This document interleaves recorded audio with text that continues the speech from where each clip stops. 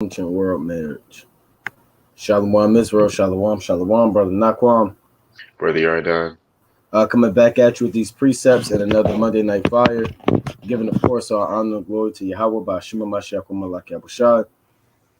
Double honors to the elect elders of the house of David that's been in this truth for decades and decades, patiently waiting for the second coming of the Yahushua. A hearty shalom to you, mighty men that go out there and labor and do the work of the Most High, presenting your body as a living sacrifice, and doing all things for the elect's sake, pushing this truth and magnifying the ministry. Shalom, shalom. Shalom, shalom to all of the men that may not be out there on the highways and byways as of yet, but they're working on it. They're getting built up in the spirit. They're praying, they're fasting, they're studying. They're being diligent and abounding in the work of the Lord. Shalom to all of the Aquath out there, holding it down in the households, reverencing their husbands, being submissive, being diligent, and moving in the spirit. By righteous foremothers and everybody tuning in live. Shalom. The topic of this live stream, as you can see, volume 5. Volume 5 of the sticky marriage situations. All right, we went to a volume 4 about 2 weeks ago, and we there was no time. There was no time to tackle all of those questions. There was no time to deal with it. We didn't have time to even go and explain a lot of the questions we dealt with as in depth as we wanted to. So now we want to open up the platform to be able to tackle these questions that were not answered. Like I said before, if I didn't get to the questions last time, just write them down. Or some brothers they DM'd me, and sisters. But we're going to deal with this now. Now let's kick it off with the book of 1 Corinthians. Actually, let's go to Mark. Actually, let's go to Genesis 2 and 22. Let's go to Genesis chapter 2 and 22. Bear with me. Genesis chapter 2 and 22. Book of Genesis, chapter 2, verse 22. And the rib which the Lord had taken from man made he a woman and brought her unto the man. Right. And Adam said, This is now bone of my bones and flesh of my flesh. She shall be called woman, because she was taken out of man. Right. Therefore shall a man leave his father and his mother, and shall cleave unto his wife, and they shall be one flesh. No, you're supposed to get divorced over every little thing in Israel. And they shall be one flesh. No, you're supposed to commit adultery, go to hell off, and get pregnant by another man in another camp. And they shall be one flesh. No, you're supposed to get circumcised and then go and deal with this brother over there, and then go and deal with this sister over there. And they shall be one flesh. No, you're supposed to get 2 wives and then commit all types of wickedness and make them do things with one another and then tell them it's righteous. They shall be one flesh. It's not in the Bible, man. They shall be one flesh, man. So it's a lot of folly going on in Israel, man. The Lord said they shall be one flesh. Right? So this is a sticky marriage situations, which is also a Q&A, right? I'll actually add that, see if I can add that into the title, because a lot of brothers have questions, a lot of sisters have questions, and there's not too many outlets that our people have, man. You can't go to Dr. Phil, you can't go to Oprah, you can't go to who else are people go to? Damn Joe Osteen, right? You can't just wing it, man. The Lord said, give me Sirach 32 and 19, King Baba Gashar. Let's go to Sirach 32 and 19. So we're going to go through how marriage is in the ancient world, right? Not modern times. We may go into the ancient world, but if there's any questions about marriage or how to go about it, or any particular situation, or any controversy, or any sincere questions for edification, just post the question and we'll get to it. So let's get that, King. Sirach 32 and 18. 19. Verse 19. Yeah, we're not Mari like the brother said, man. You can't go to Mari. Mari's not going to open up the book of Sirach chapter 4 and 30 and tell you not to be a lion in your house. Right? Jerry Springer's not going to go and open up the Proverbs 31 and show the Israelite woman how to reverence her husband and be on fire as a daughter of Zion. They're not going to do that. So the Spirit is working in the last days so brothers can go and cover these topics, man. It's not just us brothers in Israel have to go into these topics. Right, let's read it again. So verse 32 and 19. Do nothing without advice. When thou hast once done, repent not. See, do nothing without advice, man. Do nothing without advice. Right? So anything that you're doing pertaining to your marriage or pertaining to how you move, you should seek counsel. You should seek counsel. And the Lord said, do nothing without advice. Get another input. You might oversee something. It might be an oversight. Right? You might not have recognized something. You might have moved a certain way.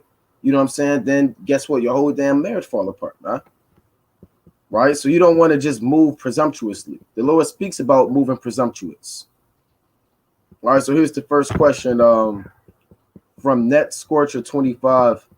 Do you spiritually have the same wife every time you are regenerated? All right, let's go to the book of Tobit. You had a precept on that? No, I was going to go there. Yeah, let's go to Tobit. Do you spiritually have the same wife every time you regenerate? First, go to Ecclesiastes 1 and 11. Right, let's go to that.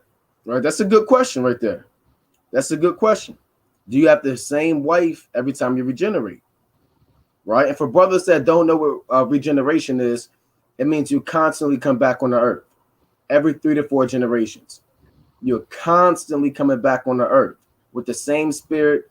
Actually, let's read that. Let's read 1:9, Ecclesiastes chapter 1, 9 through 11. The book of Ecclesiastes, chapter 1, verse 9. The thing that hath been, it is that which shall be, and that which is done is that which shall be done, and there is no new thing under the sun. Yeah, no new thing meaning no new spirit. Every spirit was made at a certain period of time. Go to Ecclesiastes chapter 3 and 11. There's no new spirit under the sun. There's no new rain under the sun. There's no new no sunlight under the sun. There's no new wind under the sun. There's no new seed that came from your apple that you just ate this morning. That seed has been here, and that apple has been here, regenerating over and over. Right, let's read that, King. Ecclesiastes chapter 3, verse 11. He hath made everything beautiful in his time. Also, he hath set the world in their heart, so that no man can find out the work that God maketh from the beginning to the end. You got to read up a little bit, King Salakia. Can you hear me? Yeah, it sound low. God. This Ecclesiastes 3 and 11. He hath made everything beautiful in his time. Yeah, the Most High made everything beautiful in his time, right? Also, he hath set the world in their heart, so that no man can find out the work that God maketh from the beginning to the end. See, that's so there's no new thing under the sun. The Most High made everything beautiful in his time, man. So, and when it's time for you to come back on the earth, it's a beautiful thing. When it's time for your spirit to regenerate, that's righteous in the eyes of the Lord. So everybody comes back on the earth. Now read on where you left off, King, in Ecclesiastes chapter 1, Bible Gashah. Ecclesiastes chapter 1, verse 10. Is there anything whereof it may be said, see, this is new? It hath been already of old time, which was before us. Right. There's no remembrance of former things, neither shall there be any remembrance of things that are to come. So you don't remember. What that's saying is you don't remember what you did in your past life. There's no remembrance of former things. Right? You can't meet your wife now and say, oh yeah, I remember you from the time of Jerusalem because I met you when you was going to the temple and I bumped into you and you dropped your 30 shekels and I helped you pick them up. And she says, oh yeah, I did remember that. It was actually 40 shekels. And y'all start laughing. No, it don't work like that, man. You don't remember the horse you rode when you was on Mount Hebron going to Samaria and you saw the woman at the well and she was drawing water and you said Shalom and then you met her father. You don't remember those things. And how you met your wife back then is definitely not how you met your wife now. Because you Jakes, man. You didn't meet, they didn't have a club back then. Last time I checked, Isaac didn't meet Rebecca at the club. Rachel wasn't damn grinding on the damn club, and then Jacob kind of went in there, man, kind of asked for a dance. Then they kind of hit it off. Where is it at in the Bible, man? Damn, Jacob and Rachel hit it off, man. Then they went on the date, and then where's Abraham speed dating with Sarah? People get married based off of speed dating, man. 30 seconds, he hit the button. I'm not interested. Right? That's not how it worked in the ancient world, man. That's right. So how you don't even remember how you had your wife in 2,000 years ago or 4,000 years ago. You don't remember. There is no remembrance of former things. So the wife that you have, it could have been the one that you had back then. We don't know. There's no remembrance. Let's go to Psalms chapter 1. Actually, I'll read it real quick, King. This Psalms chapter 146 and verse 4. His breath goeth forth, he returneth to his earth, and that very day his thoughts perish. So the very day you give up the ghost, your thoughts perish. Right? You don't know. But we do know you have a wife appointed to you from the beginning. You got that, King and Tobit? It's Tobit chapters. So here we go. 6 and 17. Come.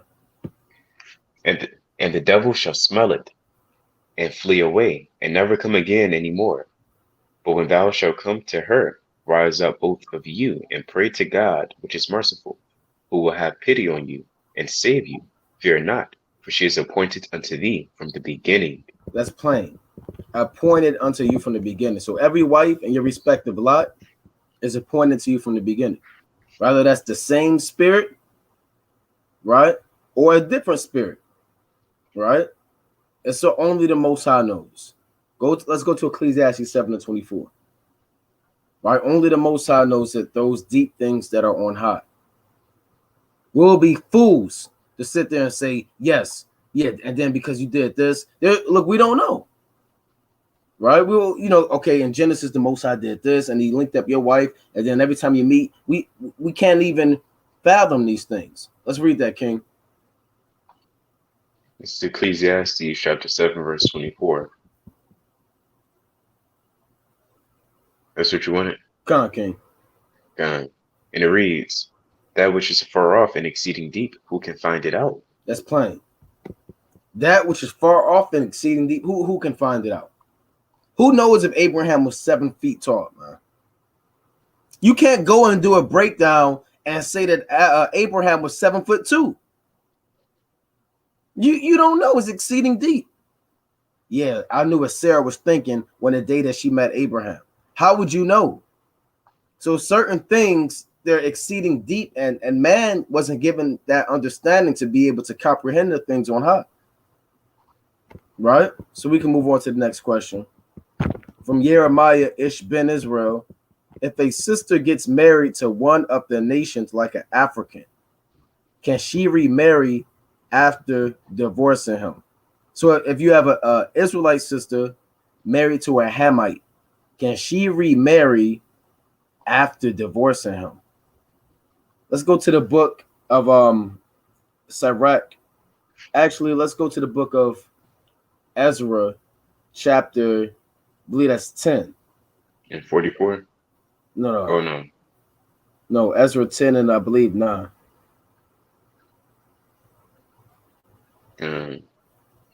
Ezra 10. Ezra chapter 10, verse 9. Then all the men of Judah and Benjamin gathered themselves together unto the Jerusalem within 3 days.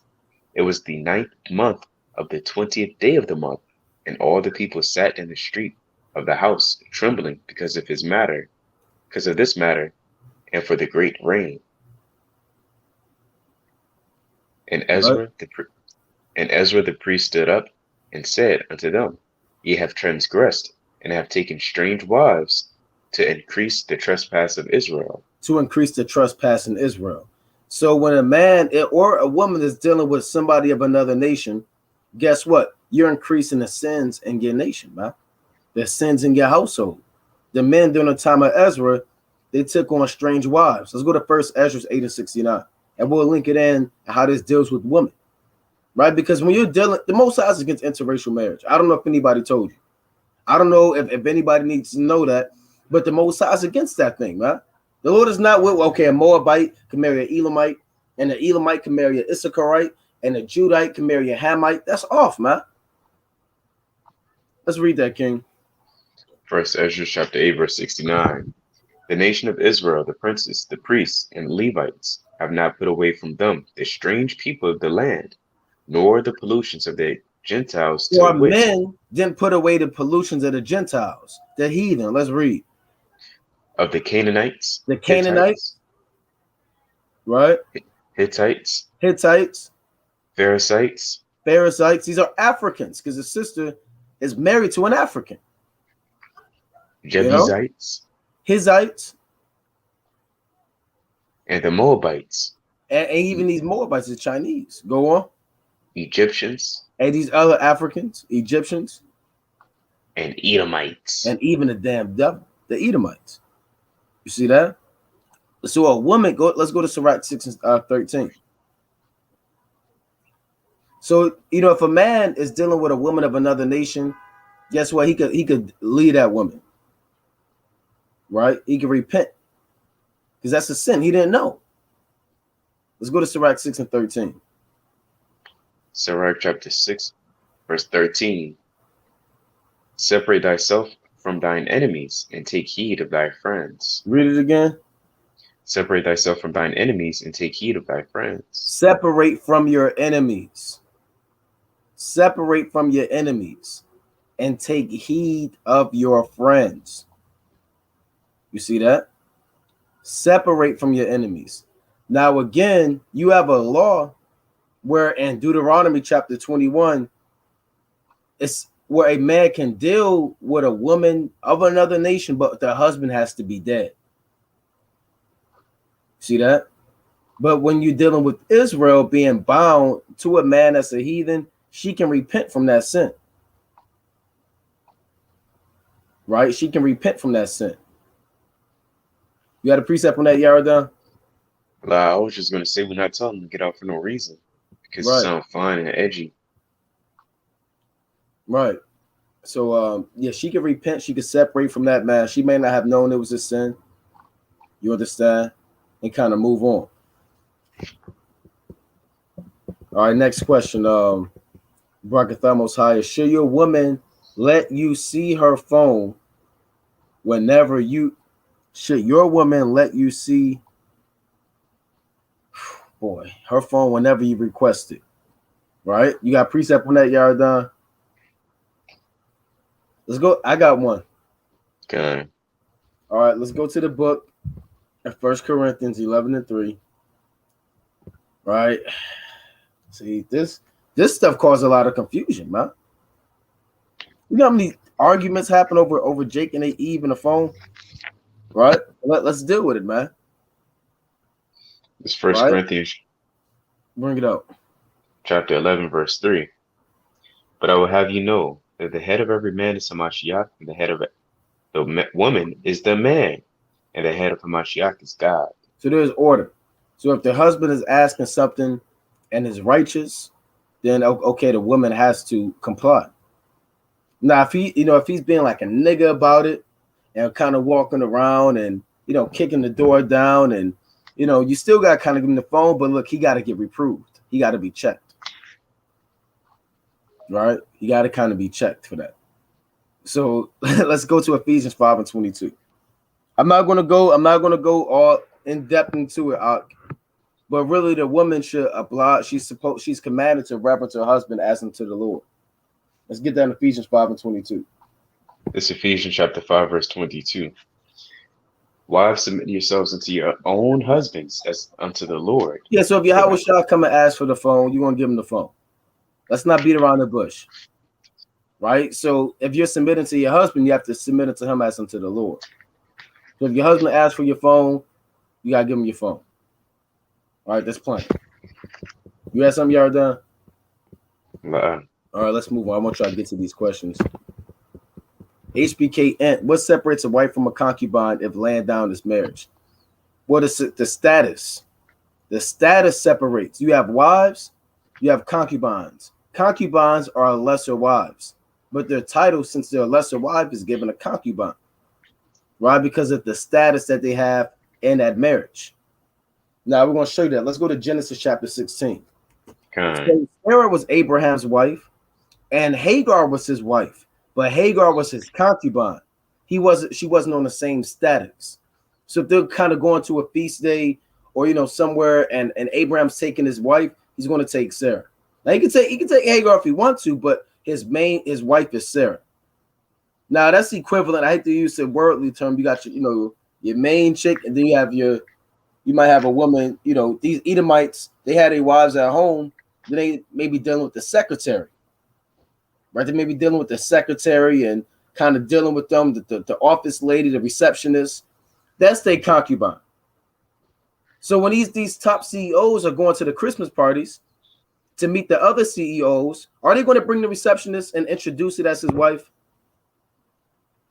And a front desk lady? No, that's what they got going on.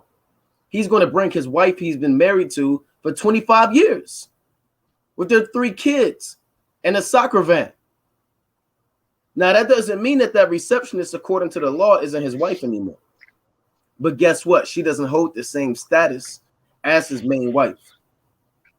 Right? So let's read that. Let's read Genesis chapter 16.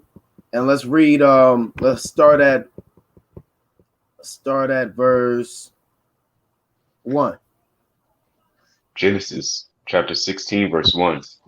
Now Sarai, Abram's wife, bare him no children, and she had a handmaid, an Egyptian, whose name was Hagar. Right? A handmaid is a slave. Let's just put it, it's a slave. Sarah, right, a Hebrew woman, had a slave, an Egyptian. Abraham was very rich. Abraham believed in slavery. He was pro-slavery. All you Christians talking, I come out of Abraham. Oh, but Abraham, and Abraham shall all nations be blessed. I want to. Guess what? That means you're with slavery too, because Abraham was putting the Africans in slavery. So why do they get mad at us when we say the Africans going into slavery? Abraham did it. So let's read on. That's Isaiah 14:2, where it says servants and handmaids. Yep, servants and handmaids. They obey your will. Yeah. Hey, go ahead, King. A precept. Oh, bring it up. Psalms 121. If you got a point, you can bring it out. Yeah, I was gonna say a maid is a servant. You have maids now. You have maids, and maids work for elite men. You're not an average Joe's. I don't have a maid. You ever done? You got a maid? Hey, we don't have maids or butlers or a nanny. Rich men have those things, man. So she was a handmaid, meaning she waited at Sarah's hand. Whatever Sarah needed, she had to comply with it. And that's how life was in the ancient. You can get mad, you can shut the live down and say that's against human rights, that's slave labor, that's against the code of ethics of humanity. Where's that in the Bible? The code of ethics, right? Of humanity. No, you can have slaves, man. Jacob had slaves. Damn, Isaac had slaves, man. The Lord said in Psalms 2:8, ask of me, and I shall give thee the heathen for thine inheritance, and the uttermost parts of the earth for thy possession. You got it, King. Psalms chapter 121, verse 1. I will lift up mine eyes unto the hills, from whence cometh my help. My help cometh from the Lord, which made heaven and earth. I'm going to jump down to it's like it's Psalms 123:1. Unto thee lift I up mine eyes, O thou that dwellest in heavens. Behold, as the eyes of a servant look unto the hand of their masters, and as the eyes of a maiden unto the hand of her mistress. So there's order and ranks in this thing. Now, so it's like a king. My bad. I just said all that I had to say. In other words, a Sarai would be that maiden, and it's like Hagar would be that maiden, and Sarai would be that mistress. Now check this out. When you go into the blue letter, for that word handmaid, And Genesis chapter 16 is H8198. Now it says a maid servant, or a what? Slave. A slave girl. girl. That's the Hebrew. A slave girl. Right? Now we don't know how old Hagar is. We can't sit there and make it up, but we do know she was a slave. Right? So let's read on to Genesis chapter 16. Genesis chapter 16, verse 2. And it reads this. And Sarai said unto Abram, Behold, now the Lord hath restrained me from bearing. I pray thee, go in unto thy maid. It may be that I may obtain children by her. And Abram hearkened to the voice of Sarai. Yeah, Eve isn't doing that now. Eve, let's read it again. Genesis chapter 16, verse 2. And Sarai said unto Abram, Behold, now the Lord hath restrained me from bearing. Meaning I the pray Lord, thee. it's like the Lord shut her womb. She couldn't have children. Right? Sarah at this time. I pray thee, go in unto my maid. Hey, lay down with my slave. Not lay down and look at the stars. Right? Or lay down to play Connect 4. Have sex. Right? Go on. It may be that I may obtain children by her. And She said, Abram hearkened. I'm going to obtain children by her. What does that mean? That means anything that Hagar begat, it belongs to Sarah. Rather, that's if Hagar found a gold damn nugget, guess what? It belongs to Sarah. If Hagar gave birth to a son, it belongs to Sarah. Read the book of Ruth. The same thing happened. Right? Let's read on. It may be that I may obtain children by her. And Abram hearkened to the voice of Sarai. Yeah, Abram hearkened to it. Who wouldn't? Right? Now, Abram, he could have said no. But guess what? He wanted a son. He wanted an heir. Right? He had a servant named Eliezer. You know? And he didn't want Eliezer to inherit all of his things. He wanted his own fleshly begotten son. Right? Now, let's say your wife is barren now. Do you think Eve is going to say, look, here, I want you to, go get you another sister, and then, whatever, you lie with her, and then you bear children, and we'll work? No, it don't work like that, man. Because our woman's mind not where it used to be. Real quick, go to Genesis 30:1. We're going to go back to that and deal with the brother question. Right? But our women they wanted to have children back in the ancient world, man. Not women, they want to get married nowadays around the age of 40. Eve, 40, you got destroyed mentally. You understand? You didn't accumulate it. You might have a few abortions, and kind of, lived a life of wickedness, man. But now you want to get married. Right? Let's read that Genesis 30:1. Genesis chapter 30, verse 1. And when Rachel saw that she bare Jacob no children, Rachel envied her sister, and said unto Jacob, Give me children, or else I die. Yeah, now women, they'll see a woman with a purse, weave, whatever, and they envy them because of that. Back then, they envied people because they had children, and the other daughters didn't have children. So this is why Sarah gave Hagar to Abraham, so Abraham could lay with her and bear children. So let's go back to that Genesis 16, because she really wanted children so much where she's willing to allow Abraham, right, or request that Abraham lays with her slave. So let's read on to verse 3. Genesis chapter 16, verse 3. And Sarai, Abram's wife, took Hagar, her maid, the Egyptian, after Abram had dwelt 10 years in the land of Canaan, and gave her to her husband, Abram, to be his wife. To be his wife.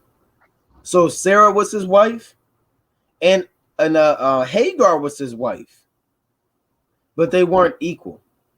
Right? Let's go on. And Sarai, Abram's wife, verse 4. And he went in unto Hagar, and she conceived. And when she saw that she had conceived, her mistress was despised in her eyes. So they was beefing, right? Hagar got pregnant. Sarah couldn't get pregnant. So Sarah kind of started looking at her. Now, Hagar could have been walking around kind of showing off, walking around, oh, Abraham. Because when you're pregnant, you're going to get a lot more attention from the man. He's going to be spending a lot more time with you. She probably could tripped and fell a little bit. So Abraham could kind of deal with her. Oh, Abraham helped me, then kind of looked at Sarah sideways, and Sarah kind of looked at her, and she walking around. Eve got that waddle, So they kind of start butting heads, man. That's in the book of Proverbs. The Lord said the earth is disquieted for a handmaid that is heir to the mistress, paraphrasing. Right, let me get that in Proverbs. Yeah, I was about to say, no. Yeah, let's get that in Proverbs chapter 30. The Lord said the earth is disquieted for that. Right, Proverbs chapter 30, and let's read 21. I'll read it. It's Proverbs 30 and 21. For 3 things the earth is disquieted, and 4 which it cannot bear. Right, so let's see what disquiets the earth. Meaning, cause all hell break loose. For a servant when he reigneth, Esau. He's the servant that's reigning. Now the earth is out of order. The earth is disquieted. It's madness on the earth. And a fool when he is filled with meat. And going back to these devils who's in a power seat. Right? For an odious woman when she is married. All hell break loose in the marriage. And a handmaid that is heir to her mistress. See that? A handmaid that is heir to her mistress. So that can cause confusion on the earth, man. So Hagar was a concubine, a lesser wife. All right. Although he laid with her, and that became his wife. They didn't have an instrument of covenant. Right? They didn't sit there and write it all out. He kind of just dealt with it, and it is what it is. Right? He didn't go talk to Hagar's father. You understand? Because although that's custom and tradition and wise, that doesn't really determine the marriage. It's all about if you lay down with that person. You got brothers saying you gotta go to Esau, right? And where's that? Where's that at in the Bible? Who did Abraham go to deal with, to marry Hagar? He just laid with her. That was his wife.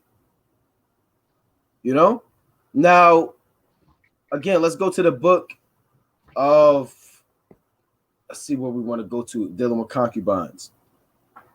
Let's go to Judges chapter 17, and I believe we want verse 9, or Judges 19 and 9. You had a precept? All right, let's go to Genesis 25 and 6. You want Genesis 19 first? Yeah, let's read 19 and 1. This just Judges chapter 19, verse 1. And it came to pass in those days, when there was no king in Israel, that there was a concubine, like a certain Levite, sojourning on the side of Mount Ephraim, who took to him a concubine out of Bethlehem, Judah. See that he had a concubine, right? Meaning a lesser wife. Now, the concubine was mainly used to bring forth children or to do additional work in the house. That was it, right? That was their purpose. Now, let's go to Deuteronomy 21 and 10. We'll get one more precept on that. And Jake loved talking about concubines in the truth, man. You brothers, you walk around, Jake, all they do is talk about concubines. I want a Moabite concubine. We're going to have this Edomite concubine. We're not thinking about that right now, man. We got too much work to do to be thinking about concubines. You got Eve, you got Jake dealing with Eve, laying down with him. She said, "Oh, we're married." He said, "No, you're just a concubine. I'll see you when I see you." And she don't know what that means. She said, "What's a concubine?" He said, Look it up. Go in the blue letter, right? So let's bring that out, King. It's Deuteronomy 21 and 10. When thou goest forth to war against thine enemies, and the Lord thy God hath delivered them into thine hands. and thou hast taken them captive, and seest among the captives a beautiful woman, and hast a desire unto her, that thou wouldest have her to thy wife. So guess what? You go in the ancient world, you go to war, you kill off an army of the heathen. Let's say it's a Cushite, a Moabite, Edomite, whatever. Now you take them captive. You could take the woman as a slave and bring her back to your house. Now she could be mad. She fighting you, pick her up on the back like this, you walk with it. No, she beating you on the back like this, flailing her legs. But guess what? It is what it is in the ancient world. Now a lot of brothers get mad while you're. It's in the Bible. We're not. One thing about us, we're not going to sugarcoat nothing. We're going to keep it raw. We're going to keep it real. It's biblical. We're going to keep it biblical. Because you got to think about it. She don't want to go. You just kill her son. You might have killed her father, her husband. You might have killed her brother and burnt her city with fire. She's sitting there in chains and you taking her back to your place. She going to be upset, man. You know, she got a right to be mad, but guess what? It is what it is. Right? So let's go on, King. Good. Verse 11. It's like, did I read that? I'm going to read it. And seest among the captives a beautiful woman, and hast the desire unto her, that thou wouldest have her to thy wife. Then thou shalt bring her home to thine house, and she shall shave her head and pare her nails. And she shall put the raiment of her captivity from off her, and shall remain in thine house, and bewail her father and her mother a full month. And after that thou shalt go in unto her, and be her husband, and she shall be thy wife. Right, you lay with her, now that's your wife. She has to go through a mourning process and a rebirth, for lack of a better term. Shaving her head, putting off her old garments. Her nails is a sign of what? Her being rebirthed, or her getting rid of her heathen ways and getting ready to start fresh in your house. Right? So that would be a concubine as well. Now, that woman that you took captive, she doesn't hold the same status as the wife when you went to talk to the father and buy her for as a virgin. Because that woman's probably, she probably might have had a husband or whatever the case may be. So it's different levels. It's all about the status. Right? Let's get one more. Second Samuel. Oh, go ahead, King. On the other side of the coin, as even in the curses, where another man shall lay with our woman. That's in Esther, the second chapter and 12th verse. These heathen had a similar custom. And that's because, Israel's form of all things. They learned from us. Esther 2 and 12. Now, when every maid's turn was come to go into King Ahasuerus, after that she had been 12 months, according to the manner of the woman, for so were the days of their purification accomplished, to wit, 6 months with oil of myrrh, and 6 months with sweet odors, and with other things for the purifying of the woman. That's right. And to add to that, when Esau had Eve in the times of hardcore slavery, and he brought them to the big house, and they was in there, they wasn't treated like them Edomite women. Them Edomite women was treated like royalty back then. Eve was kind of just in the big house, kind of just getting damn raped, man, by Esau. And he might go in, kind of check on him, check on the baby or whatever. He might have had an attachment to the son or something, but he didn't deal with that woman like he dealt with Esau, man. So that's the concubines is all about status. Rante, so my rib is talking to another man, and I'm asking, is that what she wants to do? But she won't expound on it. She was bringing up my past. I was messing with other women a few years back. I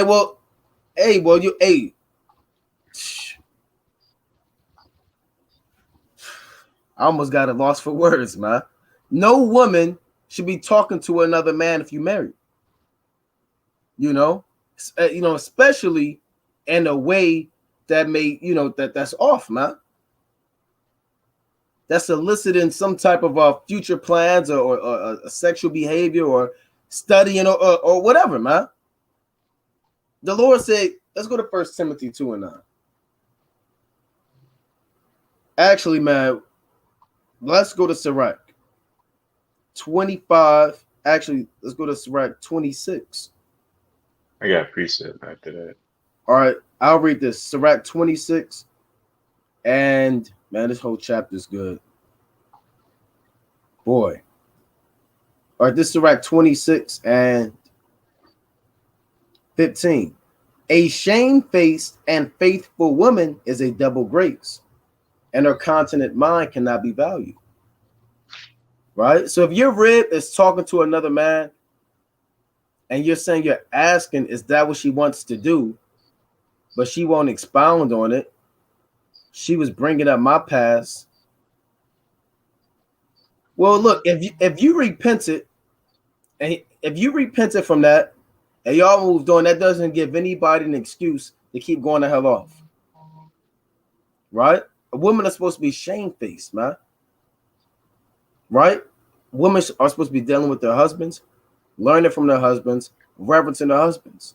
You got certain brothers. He'll be there.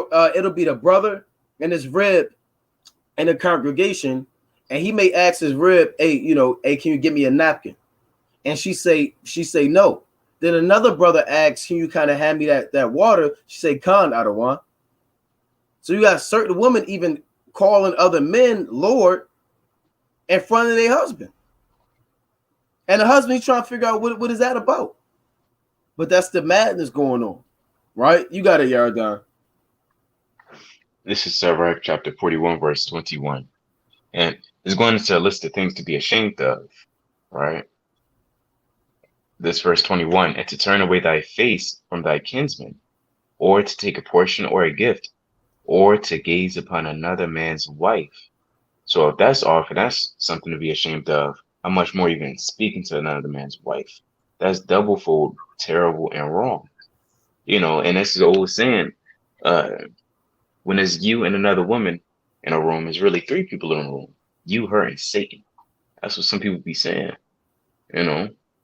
It's like those movies and TV shows. We bring it up every other week.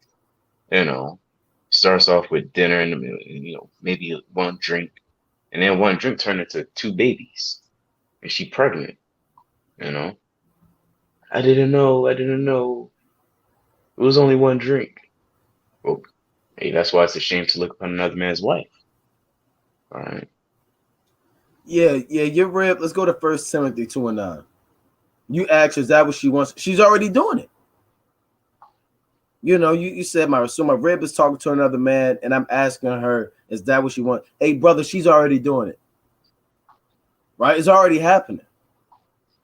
If she didn't want to do it, she wouldn't do it. But that's what she want to do. Right? That's what she's doing right now. But let's go to 1 Timothy 2:9. 1 Timothy 2:9, in like manner also, that women adorn themselves in modest apparel with shamefastness. Shamefacedness. Yeah, what is shamefacedness? Shamefacedness is when a woman makes herself ashamed and shy. Now, you may not have been shy in the world. You might have been the go-getter girl. You was the life of the party. You was taking shots. But now when you come into this truth, guess what? Now you make yourself shy. Shy people don't like crowds. Shy people don't like standing up and talking in public. Shy people, they kind of walking with their head down.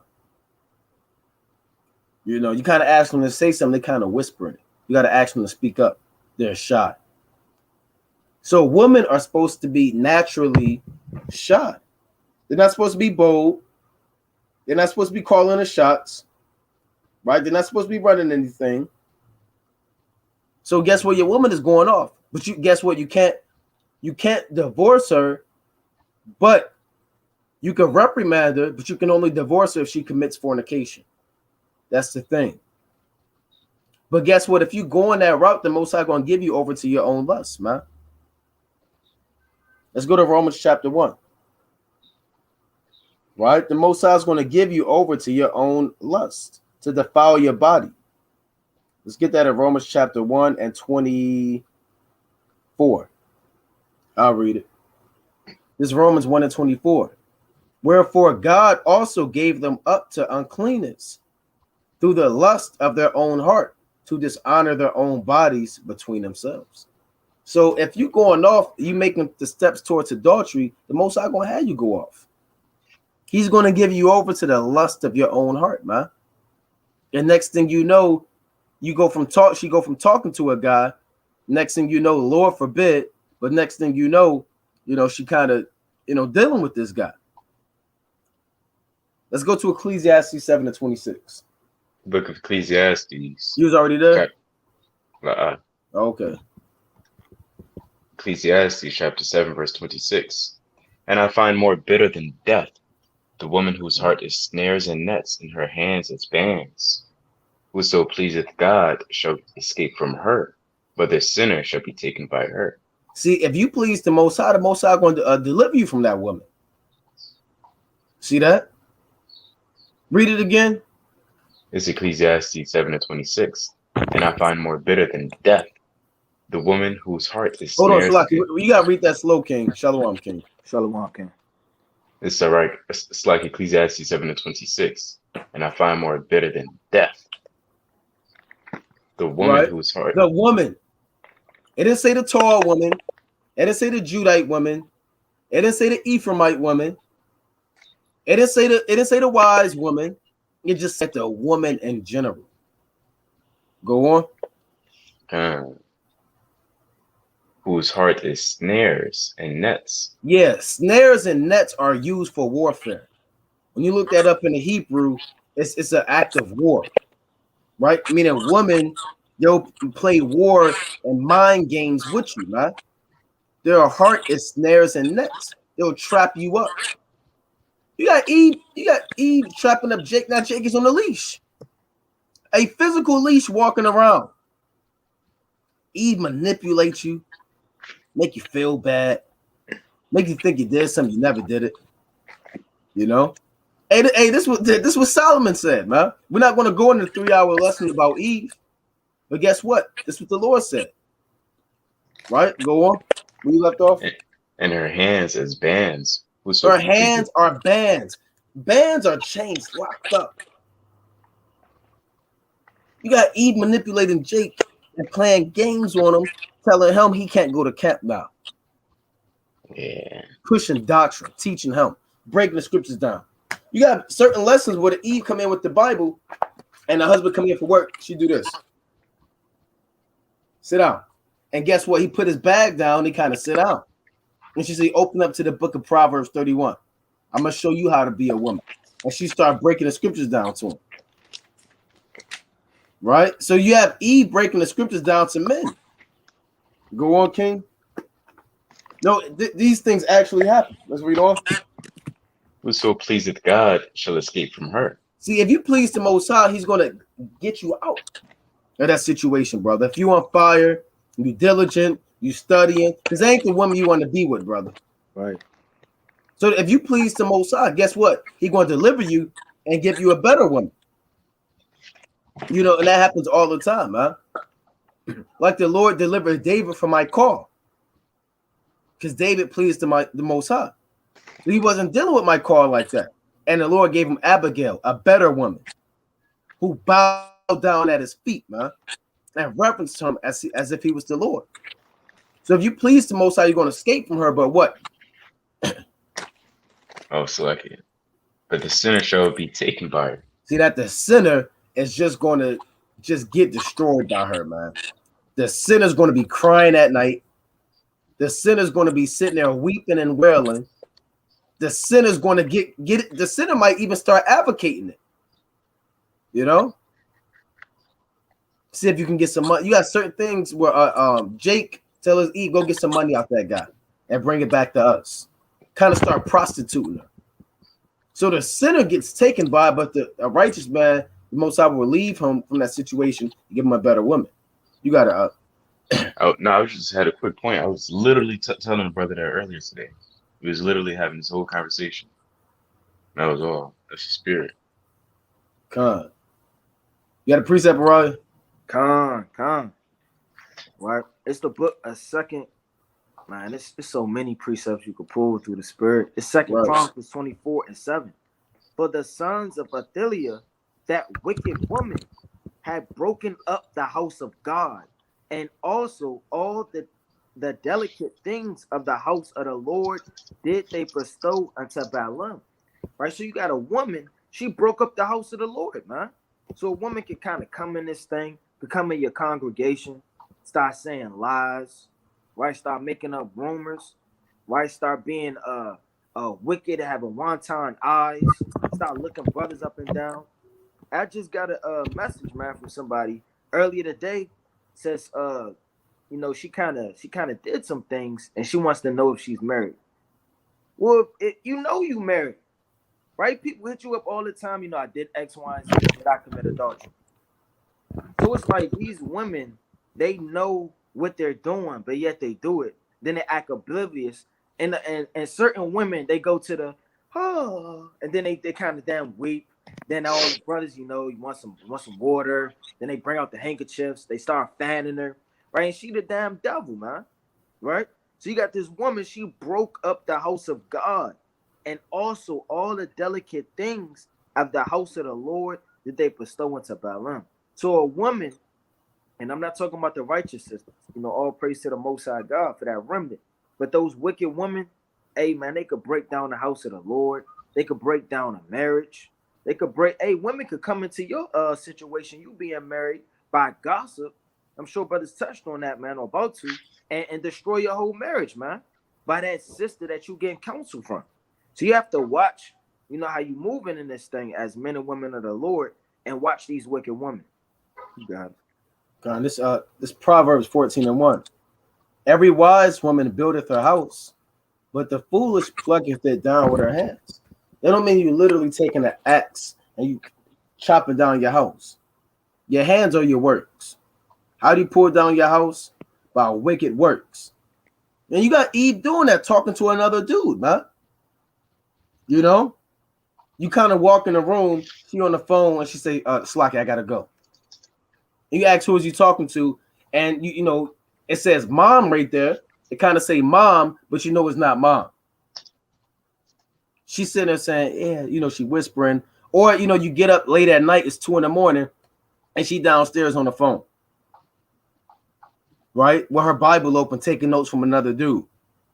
And you ask her, what are you doing? Oh, nothing. I was just talking to my sister. And here you go. Oh, okay. Y'all on fire. Keep it up. She said, yeah, whatever. Right? And then you kind of go upstairs, man. Right? So you got to watch out, man. Not every sister with fringes on in the hair wrap is righteous. Stop being simple. Anybody can put on a hair wrap and fringes on a dress. That's what we got to prove a friend. You got Eve traveling down the country and going to spring break in Miami with her fringes on and the border of blue, dealing with other men.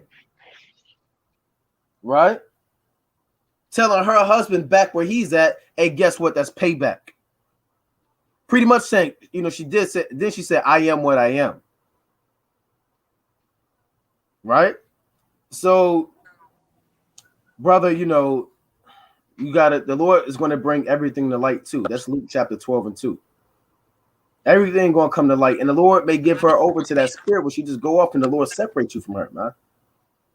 Yeah. And you got to get on her too. You can't just sit there and let it go and not get on her too.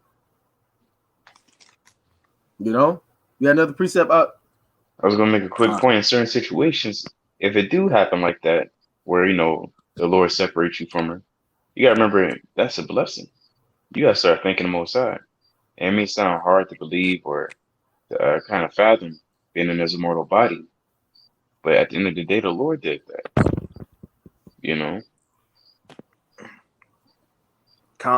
I got a precept. It's the book of Jeremiah, chapter 3 and verse 3. Therefore the showers have been withholden, and there have been no latter rain. And thou hast a whore's forehead, thou refusest to be ashamed. So some women, they just refuse to be ashamed about what they do, man. They on the phone with another brother. You understand? They doing all type of folly and mischief. And this is no laughing matter, man. You know, you have to really watch your household, man. Don't we watch and make sure it's lights up in our backyard, X, Y, and Z? Don't we make sure we have locks on our door? We talking about this is our house. You come from the house of whatever your name is, man. And you got to watch these damn demons, man. And these outside spirits that try to break down, kick down the door. And they're not coming in the front door all the time. They sneaking through the windows. They kicking down the back door, trying to come through the damn chimney. So you got to watch everybody from the outside in your household, man. And it says, and thou has a whore's forehead. You just stubborn. Just want to do what you want to do. Thou refuseth to be ashamed. So you don't want a woman that refuses to be ashamed about what she does, man. Because the Lord, hey, man, you have to have a repenting spirit. And you have to literally know your wrongs and correct them and repent and examine yourself. So, you know, brother, you know, you got to pray, fast. I'm sure brothers gave you excellent counsel. But you just also have to pray that the Lord has you to escape from this situation. Just a quick precept. It's Sirach 42:6.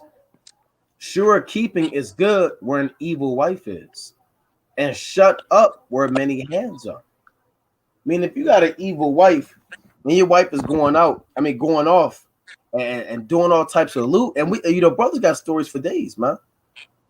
You got brothers that go to certain camps and they'll say, let's say you got a brother or sister in one camp, she'll leave and go to another camp and commit adultery. Then she'll leave and go to another camp and commit adultery. And the Lord said, marvel not if she trespass against thee, man. You put a body, you got your rib, you know, y'all going out, she getting ready. You think she getting ready for herself? No, she getting ready for that brother she want to see in your congregation. But you don't know it. She walking past him. She want to make his plate all the time. Somehow you always catch them near each other. Right? They all small talk. They always small talking. Right? She acts, oh, he's just gonna take me home. Don't worry about it. I know you want to take me, but he'll take me home. Don't worry about it. I know you're busy. Go ahead, do your video. And here you go in your simplicity. Okay, it is what it is. All right, I'll see you later.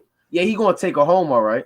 So the Lord says, sure keeping where an evil wife is, and shut up where many hands are. Meaning, certain women are so wicked, you damn near got to shut them up at home. It's going to take a lot of people to restrain them from coming out and causing all hell to break loose. Not every woman is righteous, man. Why would you have precepts like that if every woman was righteous? The Lord says, shut up where many hands are, man. I've seen women try to fight their husbands. Sitting there kind of going to the body on them. You got it, King. Hey, one more point. So like the Lord said in Proverbs 6:24, for by means of a whorish woman, a man is brought to a piece of bread. And we don't want to see our brothers brought to a piece of bread. A woman could bring you down so low, you damn depressed, crying, drinking yourself to death, man. Dealing with prostitutes, all the mind games and the trickery and the evil. Now you brought to it. You went from a king, fine gold, happy, dealing with one wicked woman, she'll bring you to her. I don't want to go to camp today. I'm gonna get drunk. You got some honey, you got some strong drink. You know? Hey, one more point. The Lord said a wicked woman is given to a portion as a wicked man. So also we got Sirach 26:23. We also got to examine ourselves, make sure we're doing what we're supposed to be doing, because that can also be judgment on us. Yeah. You got it, King. Oh, I got one after you. It's the book of Proverbs, chapter 5 and verse 3. For the lips of a strange woman drop as in honeycomb, and her mouth is smoother than oil. Yeah, that's talking about Babylon, but that's also talking on the physical fold too, man. Because a woman could sift you out the truth, man. I was talking to a brother not that long ago, and he said, man, I feel like I'm about to fall out the truth. Dealing with this woman. Now, this man isn't just no damn weed smoker, no lukewarm, but it's a mighty brother, man. And the brother said, look, man, I don't know what to do. I feel like I'm at my wit's end. Feel like I'm about to fall out the truth. Because it's not that woman that makes you fall out the truth. It's everything she's bringing in the relationship. Now, she may be beautiful. She may have a tall head wrap, right? She may know how to sing, right? But don't let all that fool you, man. Because she's going to bring drama. She's going to bring them spirits. She's going to be loud. She's going to be lukewarm. She's going to seduce you to do other things you don't need to be doing, man. If your woman's not exhortating you every day, making sure that you're fed on a physical and spiritual level, you know, getting everything ready for you to do the work of the Lord, you got to kind of watch that, man, and examine your household, right? Don't be afraid of structuring your household, man. How I run my household is in order, man, as much as I can through the spirit. And I literally set things up. You know, at work on a physical level, working for the so-called white man, he give you a lunch break. So you like, damn, it's almost 12 o'clock. It's almost 1 o'clock. Right? Where you about to go for lunch? You already know what's coming. And your household, you should be like, all right, this is the day we fast. This is the time we reading. This is what we doing. This is the time dinner. Everything got to be ran in order. Your woman shouldn't kick down the door. I've had a long day at work. Right? Then you kind of, well, you know, is food ready? She kind of telling you what to do, running you around, telling you to run her down bath water, man. And you just in that thing like a servant, like a butler, man, in your damn household. So you got to watch this. It says, but her end is bitter as wormwood, sharp as a two-edged sword. So the end of that woman, is she going to come up smiling, right? She going to smell like frankincense and myrrh. Right? She going to have roses and lilies wrapped around her damn shoulders, right? Hey, but the end of her is wormwood. Her feet go down to death. Her steps take hold on hell, man. And everything in this world, even on a spiritual level, it looks bright. It looks like you want to do it. Oh, the NFL. Oh, this. Oh, that. All these bright lights, the parades, the music. It lures you in, just like a woman would. You understand? But you have to watch and literally observe what's going on, man. I got one more quick precept. It's 1 Esdras 4:37. Wine is wicked. The king is wicked. Women are wicked. All the children of men are wicked. And such are all their wicked works. And there is no truth in them. In their unrighteousness also they perish. So the Lord told you, plain upon tables, that a woman is wicked, man. That's not all the sisters, once again, but a majority of these women, and a lot of them in the truth, they're wicked, man. So as men of the Lord, we have to watch our forefathers fail. A lot of our mighty forefathers, you understand? They didn't trip and fall into a ditch and the woman pushed them. No, they entertained them spirits on that woman and they fell. You got it, y'all done. Time. Excellent points. It's Sirach 33:19. Give not thy son and wife, thy brother. It's like it say, give not thy son and wife, right? Thy brother and friend power over thee while thou livest. And give not thy goods to another, lest it repent thee, and thou entreat for the same again, right? So you don't want to let anybody have power over your life, especially your woman. The brothers already brought out perfect examples. Her coming in, kind of crossing her arms and say, "What's for dinner?" in a deep voice, and now I'm gonna break the scriptures down to you, right? I'm gonna go precept upon precept, and then that's irksome, So don't let your wife have power over thee. That's off. That's something that this society promotes. It's all seen throughout movies and TV shows. But that's a Western mindset. That's not the mindset of our forefathers. Right? However, these incidents and situations, they did happen. All right, which is why it's in the scriptures. So, this is all the more exhortation to you brothers out there, maybe courting a wife, maybe dealing with a wife already. It's like you're courting a woman, dealing with a wife already, proving a friend, whatever. Understand that you cannot let your woman have power over your life, financially, right? Emotionally, whatever the case may be, right? We gotta move on to the next question because we got a lot of questions. All right, it's like it reset the chat, so we're going if we missed your question, it wasn't intentional. Just ask it again. All right, Anthony Smith. I didn't know I'm baptized in Israel. My husband is not married. Okay, that's not a question. All right, the first Magnum, all praise to the Most High. What do you do with a mother who wants to defile your daughter. You got to be specific. Defile physically, spiritually, regardless. Let's go to the book. Mother wants to defile your daughter. You gotta cut. First of all, let's get this precept. Right? Let's go to the book of Titus, chapter 1 and 13. It says, "This witness is true, wherefore rebuke them sharply, that they may be sound in the faith." So first of all, you got to rebuke that mother. You understand? And tell them what time it is according to the scripture. Now, if she repent and say, okay, look, Salaki, I went off, look, I respect, look, whatever it is, then you kind of okay. But if she's not dealing with that, you just take your daughter, you kind of you cut ties with your mother. It is what it is, man. Right? The Lord said, if your right eye offend thee, pluck it out. It's better for thee that thou may enter into life than that your whole body burn in hell and your daughter get defiled and you get defiled. Was that a precept? Con, I just wanted to make a quick point. The more specific, like I always do on my Q&As, the more specific you are, the better of a response and precept we can give.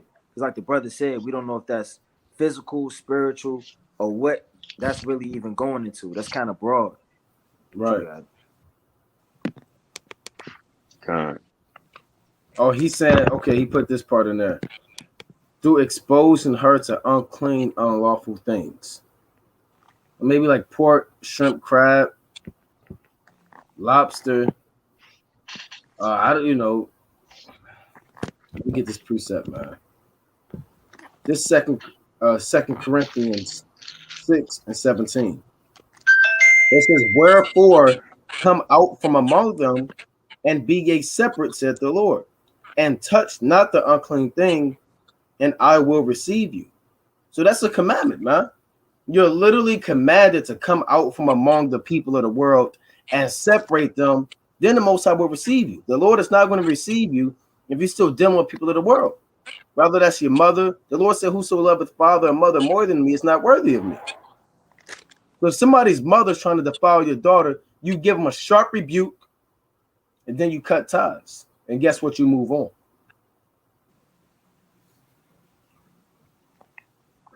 Bro, that's something else? Yeah, I got some. 1 Timothy chapter 5 and verse 12. "Having damnation, because they have cast off their first faith, and withal they learn to be idle, wandering about from house to house, and not only idle, but tattlers, also busybodies, speaking things which they ought not." So it says wandering from house to house. So your child shouldn't be wandering from this house to that house. You don't know what's going on, what they're doing at that house. They don't know what they're doing at that house. And at that house, they eating shrimp, crab, and lobster. When they go to Uncle Joe's house, then they damn eating pig. Then when they go into Grandpa Tim house, they doing this. Is all over the place. You gotta have some type of structure and foresee what your child is doing and where they're going. Now I know it's hard having children and you're not always able to watch them 24/7. You may need a sister, brother, a mother or father to help when time be. But you can't put your child in danger, and that's more dangerous than somebody having a knife to your damn daughter's throat, man.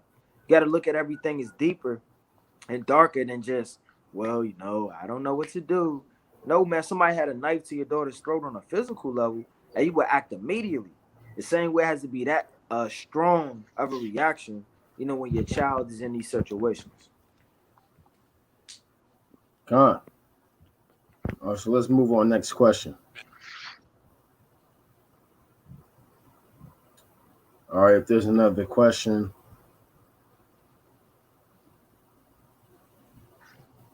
Let's see. Any other questions?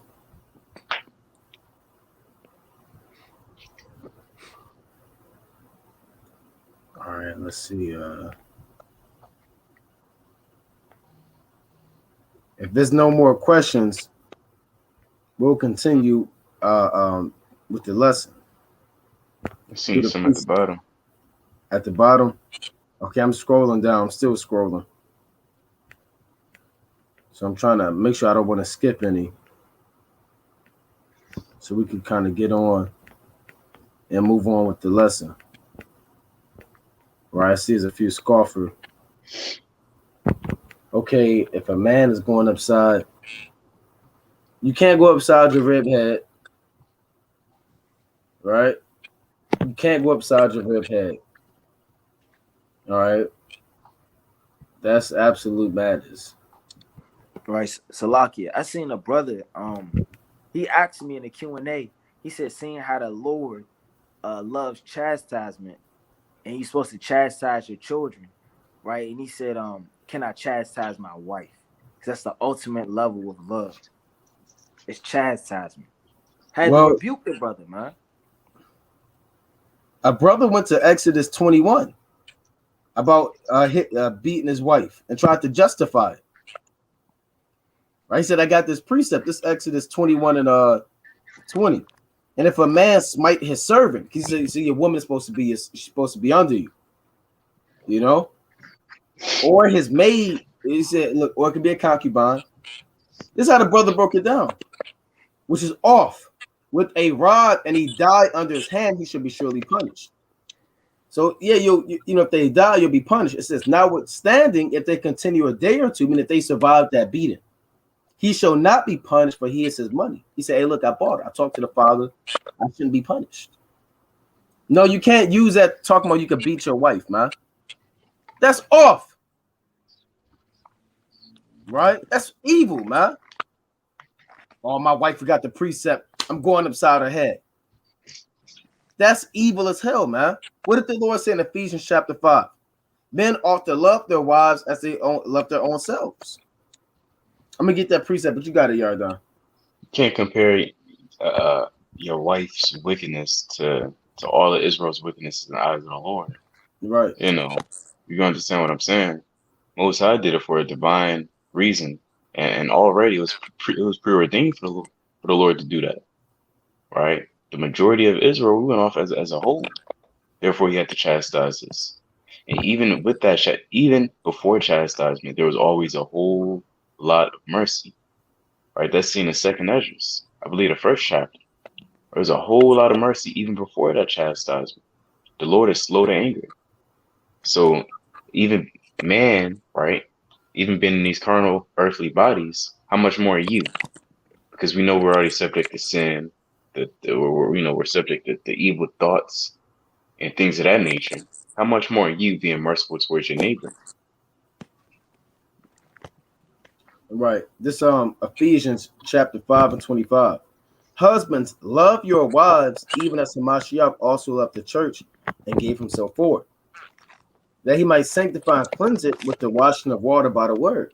So the same way the Lord loved the church is how you're supposed to love your wife. Right? Teach your wife, bring her closer to the Most High, instruct her, guide her in righteousness, not beat her, man. That's evil. And the Lord will destroy a lot of men.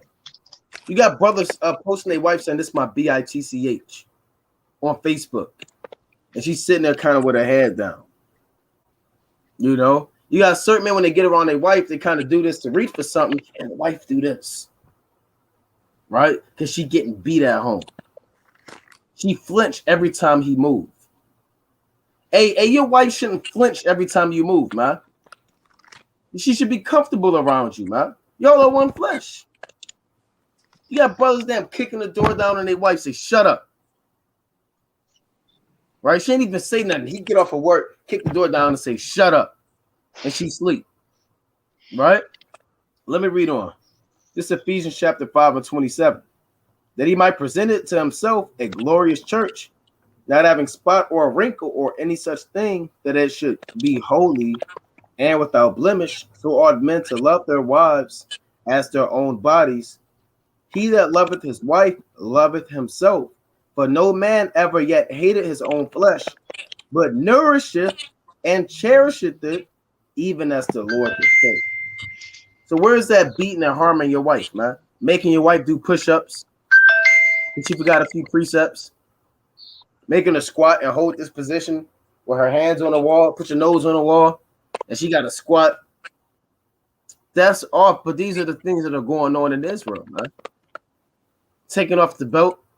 You got it, King. You got something? No, I don't got nothing. All right, let's move on, man. Right, this, Jake, you got to stop with this madness. All right, so we got another question on here. Bear with me.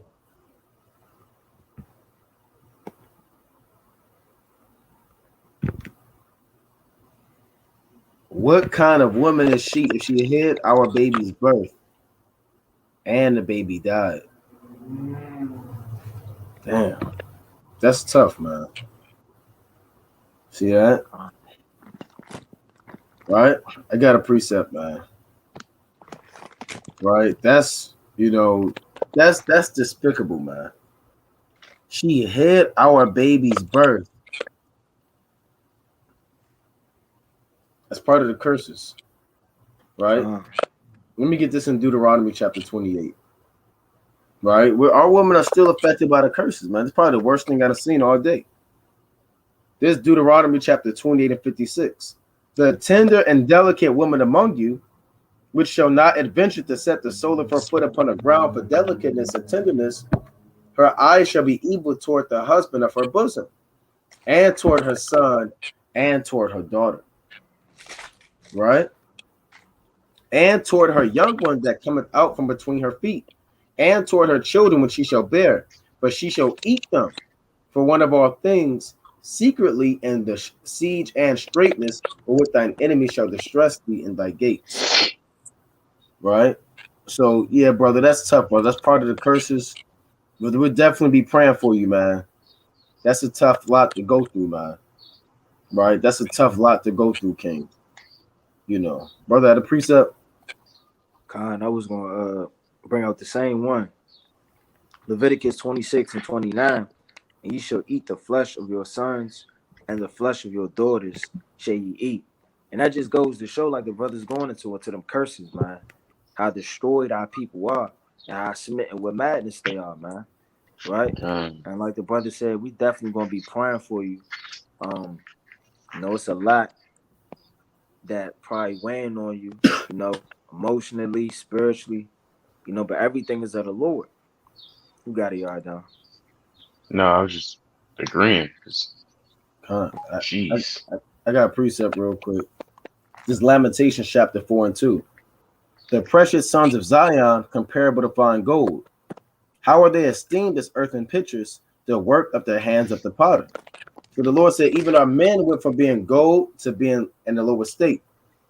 Even the sea monsters brought out the breast. They give suck to their young ones, but the daughter of my people is become cruel like the ostriches in the wilderness. So even sea monsters, we can read that in Job, man. Even sea monsters, when a baby's hungry, a sea monster, they'll take out the breast and kind of nurse or kind of feed them, however they do it. But the Lord said the daughters of my people are cruel, man. The Lord said a sea monster has more integrity and deals with their family and their loved ones better than the daughters of Zion, man. You Eve, you get nothing but abortions. You gotta now you're dealing with an Eve, you gotta ask me how many abortions has you had? Oh, I have 3. Right? That's off, man. Plan B pills. Like I said, I did a cold cut years ago where Eve was twerking in the abortion center with green hair.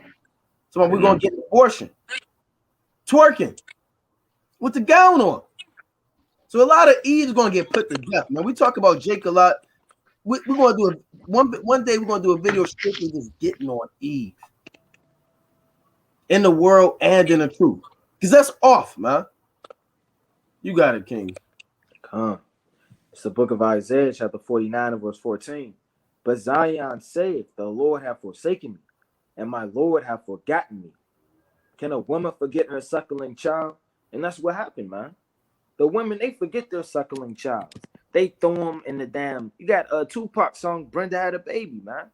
Threw the damn baby in a dumpster. And this, hey, man, this is the stuff our people go through, man. Children, parents not in the house. And this is very sad, man. It hurt when I hear stuff like this, man, because that could have been me. That could have been any of us, man. It says, can a woman forget her suckling child that she should not have compassion on the son of her womb. Yea, they may forget. So our women, they smitten with madness, and your own baby that grows inside of you. You understand that you feel kicking every day. You still could be smitten with madness to destroy the fruit of your womb. They may forget, yet will I not forget thee.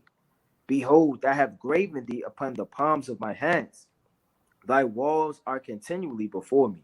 So in this situation, King, just continue to pray, you know, fast that whatever thoughts, if there are any, in your head to leave you, and know that everything is of the Lord. This is the book of Isaiah, chapter 57, verse 1. The righteous perish, and no man lay it to heart, and merciful men are taken away. None consider that the righteous is taken away from the evil to come. So the Lord could have had that to happen, for your child to be taken away from the evil to come. Because all hell could break loose tomorrow, man. Next week, next month, right? We on a ticking time bomb, man. All hell about to break loose, man. He shall enter into peace. They shall rest in their beds, each one walking in his uprightness. Right? So each death, according to the Lord, is not just judgment and death and persecution. Right. The Lord said he takes away some from the danger, right? And all hell breaking loose to come. Right? So everything, don't look at it and let it destroy you mentally thinking 7 different things. Just know that the Lord is righteous in everything he does. And this could have been that your child was taken away. I got a precept. This is Sirach 35 and 13. He will not accept any person against a poor against a poor man, but will hear the prayer of the oppressed. He will not despise the supplication of the fatherless, nor the widow when she poureth out her complaint. Does not the tears run down the widow's cheek, and is not her cry against him that causes them to fall? He that serveth the Lord shall be accepted with favor, and his prayer shall reach into the clouds. So especially in times of turmoil and a whole lot of, hell, you got to continue to pray and continue to read, right? Literally, not 24/7 around the clock. Of course, there's a morning process as well, but don't forget to keep the Lord in mind. This is verse 17. The prayer of the humble pierces the clouds. Until it come nigh, he will not be comforted, and will not depart till the Most High shall depart to judge righteously and execute judgment. That's all I really want to grab and tell the brother. Yeah. All right, so Miss Natural speaks. Who is the woman closet? Might be closest to being a virtuous woman in the Bible that King Lemuel mother speaks of. I noticed not one woman was called virtuous. Did she not exist in that time period? Well, that Proverbs 31 woman, she doesn't have a name. Right? She doesn't have a name. You had righteous women, right? But what did the Lord say? Let's go to Proverbs 31. It's a rare thing to have one, right? It's a rarity. They exist, but it's a rarity. Proverbs 31 and 10. Who can find a virtuous woman, for her price is far above rubies. So rubies exist, right? But you don't just see them every day. You see more gold and silver on the earth before you see rubies. You see diamonds and big marriage rings and all types of stuff, but you never see rubies. They're in the cut. They're hidden. So the Proverbs 31 woman, they exist, but they're hard to find. Just like you haven't seen when the last time you seen a ruby? It's probably the last time you seen the Proverbs 31 woman. Right? We'll make that quick point. Y'all have something, y'all want to move on? Yeah, we can move on.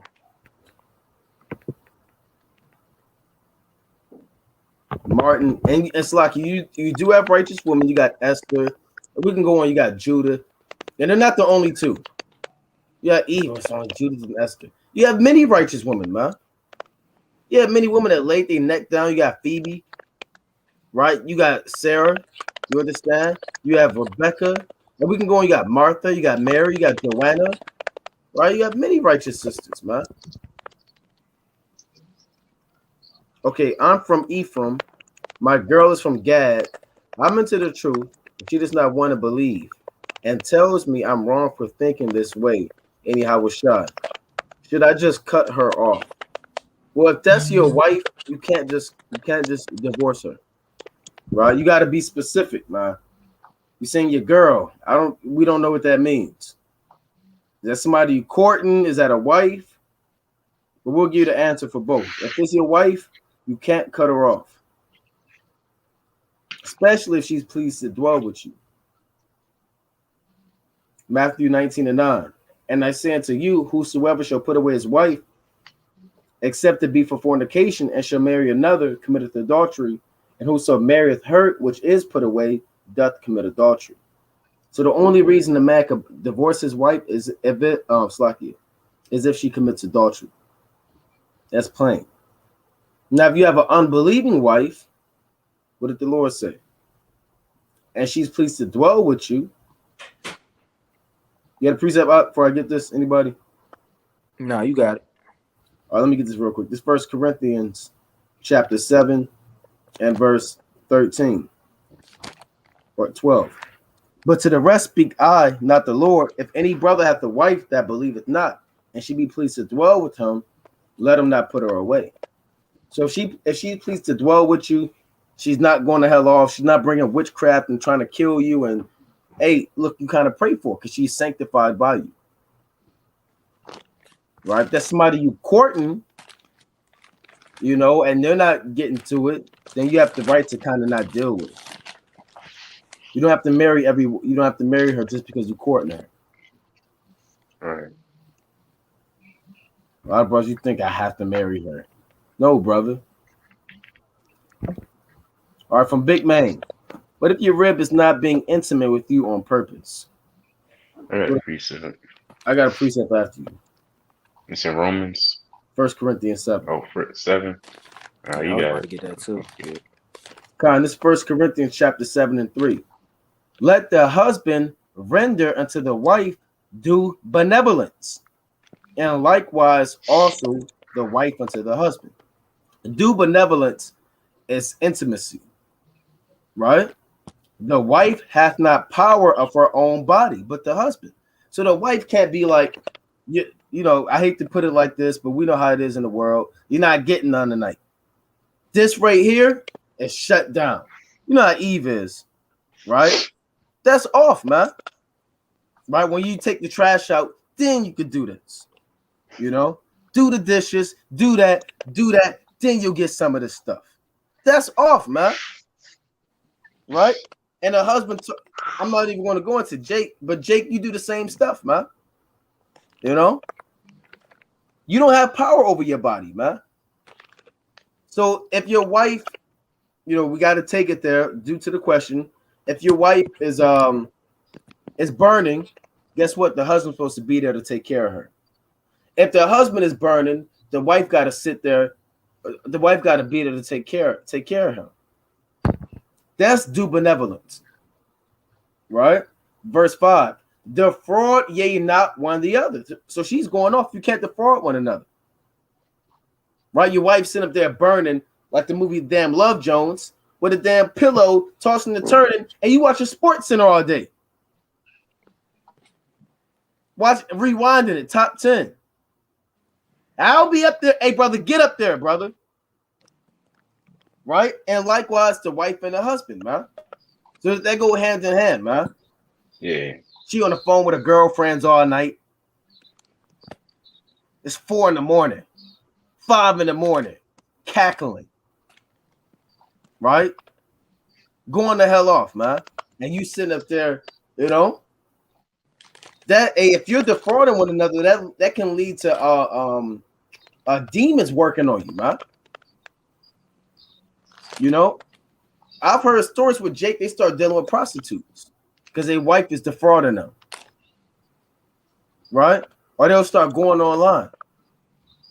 You got a situation where wife start looking at other men because their husband not doing what he's supposed to be doing. So now she kind of looking at other guys, and then putting thoughts in her mind, and all hell break loose, man. So the Lord said, "Defraud ye not one another, except it be for consent for a time."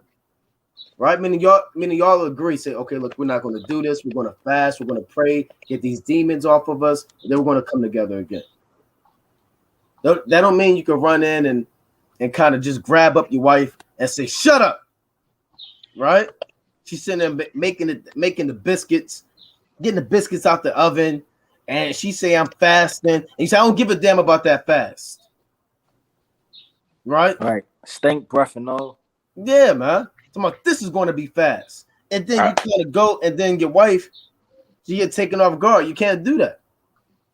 And likewise, the husband can't be doing a breakdown. He going over the scriptures, and the wife come down and, try to damn do things. He in the middle of the damn video, man. That's off. You said what? It's like you start dropping things in front of him. Yeah, that's evil, saying, "Excuse me." Everything everything has to be done decently and in order. So if your wife isn't being intimate with you, you can't grab her up, King. Let's just put that out there. You're not going to tell you to grab her up. Right. And just do what you got to do. That's off. That's something you should talk about. You should fast. You should pray. Y'all should get counsel about it. You should bring that scripture to in 1 Corinthians chapter 7. Right? The Lord said how good it is when thou art reproved to show repentance. So you might reprove her. She said, okay, I didn't know that. But now she kind of start, not doing that. But you got it, Kings. I was going to bring out that 1 Corinthians 7 too. Like the brother said, man, spirits could work on you. And that lust is serious, man. Yep. That lust get to working on you. Next thing you know, you start getting weak and weak and weak. And you start leaning on your own understanding, man. And we don't want a marriage to fall and Satan to come in because somebody's not listening according to the Lord. It's deeper than just, sex. It's deeper than that, man. Right. That's why the Lord put that in there. Because the Lord know how a body and a flesh is weak. You could be weak mentally. You could be weak on a physical level. Right? So we have to understand how weak the flesh is. Our mind can tell us something that's not true. You understand? Right? Woman's body, men's body. Right? We all grown. We know what it is. Hey, but we got to take care of that according to the Lord, man, and righteousness. Plain. That's right. Brothers got it. Now, like I said, we go into, and the Bible's more than Revelation, the 12th chapter, man. Right. Right? You can't just apply Revelation chapter 12 to stuff like this, man. Are we going to read about the precepts about the dragon? No, that's not going to get it done, brother. You send her all of the precepts with the dragon and the horns. Now, hopefully, she gonna come around, brother. That ain't how it works, brother. Right. She ain't gonna come around after reading all of the precepts. Say, okay, well, that's what that. No, you gotta know. You gotta be well rounded in this thing, man. All right, so that's what we say to that, brother. Okay, my woman wear her dress sometimes, and other times she make excuses. What should I do? All right. Brother had a precept? I go to the classic. All right. Yeah, precept that for you. And man, you can't take this, I would say, brother, my woman wears her dress sometimes, and other times she makes excuses. What should I do? All right, let's go to Sirach chapter 32 and 17.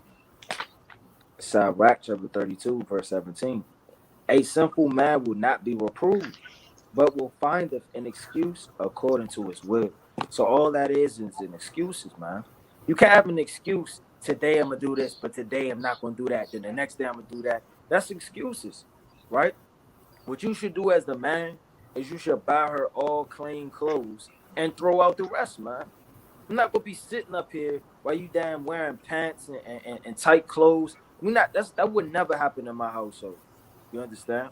I don't know if you have the means to buy those, but I would counsel you to pray fast, show the scriptures, rebuke her, but don't be a hammer in the head. Just show her like playing upon tables. Show different approaches when you teaching. Because Paul did that. Let me get that in 1 Corinthians. You don't always have to tell somebody they're going to get put to death. But if they're not listening, you understand, you got to let them know their judgment. It's 1 Corinthians chapter 4, verse 21. What will ye? Will I come unto you with a rod or in love? So Paul is saying, look, man, what do I got to come into you with a rod? What I got to beat you, man? What you not listening? Or do I got to come into you in love? So you have to weigh out the matter and be expedient at how you moving. You know you're a woman. A lot of women, they're just real sensitive. Some women aren't. Some women get turned off. You say something they don't want to hear, and now I don't hear nothing you say. Hey, I would we break it down. You know what? This is what we're gonna do. It's the household. It's the spirit we moving in. You understand? The spirit of Yahweh. Show her the precepts, right? If she's still not listening, bucking up and making excuses, I will buy her a whole new wardrobe, right, and throw the rest out, man. Unless she damn trying to sneak to the last stop and buy all the latest gear, man. Right? You gotta rebuke her, and that's nothing but a reprobate spirit, and that can grow stronger. Because these clothes in this world, it put a spirit on our women. It shows all of their body parts, right? And that can only grow worse and worse if this situation doesn't get handled immediately, man. Because dresses is only gonna get tighter, pants is only gonna get more exposed, right? These shirts is only gonna get tighter, right? You gotta kind of get that thing in, man. And that's gonna have men looking at her. She gonna look back. She might not. She might. Hey, people might try to talk to her. But when your woman is covered up, she's shamefaced. She going from point A to point B. She handling her business in righteousness. That leaves off all of those wicked spirits, man. Because like the Lord said, a man should be known by his look. So if she's looking seductive, she's looking single. You don't want your woman to look single, man. Right? That's going off. That's plain. That's going off. Right? So I would tell her plain, you could kind of come to her in a spirit of meekness and love. Right? Tell her this is what we're going to do. If she's still not listening to her, you got to come with her in a rod. Don't mean beat her. I mean, you got to be direct and firm. You understand? Look, this is what we doing. That's how I would run. Hey, this not going to be in my house no more. Buy some more dry. It is what it is. You got it. There you have it. All right. See that? So we got to get that done. Anthony Smith. I'm here using my husband's phone. What do I do with the man who turns his back on me? So how'd you got his phone? All right, hold on now. I'm using my husband's phone, but you're asking about a man who's turning his back on you. Sound like, according to what she typed, her husband turned her back on her because she's trying to keep the commandments. Well, we don't know. I'm just saying. Yeah, I know what you're saying. I know. Right. Hey, you got to be more specific. Then we're going to kind of get with that question. Because you're kind of using your husband's phone. You asking about another guy, or are you asking about your husband? All right, does he know you have his phone? What's going on? God. All right, let's see.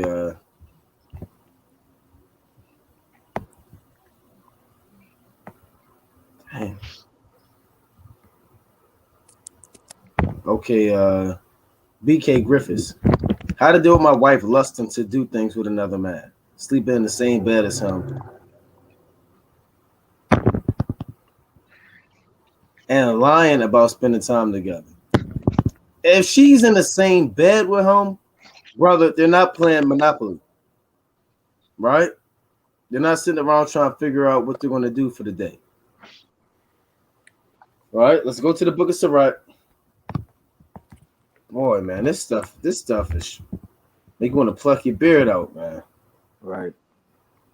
This Sirach chapter 42, actually 41 and 21. Right? It reads, and to turn away thy face from thy kinsman, or to take away a portion or a gift, or to gaze upon another man's wife. Like Yardan brought out, no man should be even looking at your wife, staring at her, trying to force eye contact, hoping she look back. Then you look away. Then you wait 30 minutes later, you look again, then she look. Now both of y'all know what that means. Right? Trying to set start a conversation without starting the conversation.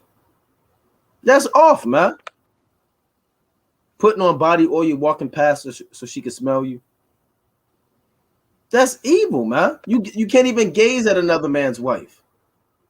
Right? It says, or to be over busy with his maid and come not near her bed. So y'all sleeping. The Lord said, come not. What are you doing near her bed? What are you doing? No man should be near your red bed. Oh, I was just showing her, you know what I'm saying, with the thread count. Because when you fold the bed this way in the military, they showed me how to fold it this way. I was showing her, and you like, oh, okay. I'm glad you showed my wife that. Right? No man should be near your red bed, man. So if your wife lusting to do things with it, now you have one brother. I'm gonna tell you what not to do. One brother is actually that he's telling his wife how to get other men. His wife called him and said, "Right, you know what I'm talking about. You probably know what I'm talking about." His wife called him and said, "How do I get other guys?" His wife, with her fringes on, and he said, "Look, baby, this is what you do. You do this, you do that, and you'll never fail." And she said, "Con." So she went out there to do that, but they're always arguing ever since that happened. So, brother, if you know that she committed adultery, brother, you gotta put her away. She's sleeping in your bed with this guy lusting after him. You gotta rebuke, and then kind of get down to the matter. You got it, King. I got precept after you. And like the brother said, man, they not playing Monopoly. At some point, we can't be gullible in this truth. Just because we're in this truth, don't mean we're gonna give somebody the benefit of the doubt. You know what? I don't know. I'm gonna just play the fool. You don't play the fool, man. You know what a certain smell mean when you smell certain things. You know what a damn look is. You know what clothing she's wearing when she leave the house. You can discern what's going on, right? You're not a fool, man. Right? Let me get this precept real fast. Yeah, I got precept after you. Come. This Jonah, chapter 4 and verse 11. And should not I spare Nineveh, that great city, wherein are more than 6,000 persons that cannot discern between their right hand and their left hand. So you had the men of Nineveh, they couldn't even discern which hand was right hand. Is this my left hand? Is this my right hand? They didn't know what was going on, man. Right? So don't be that brother that don't know what's going on. They don't know where their wife is.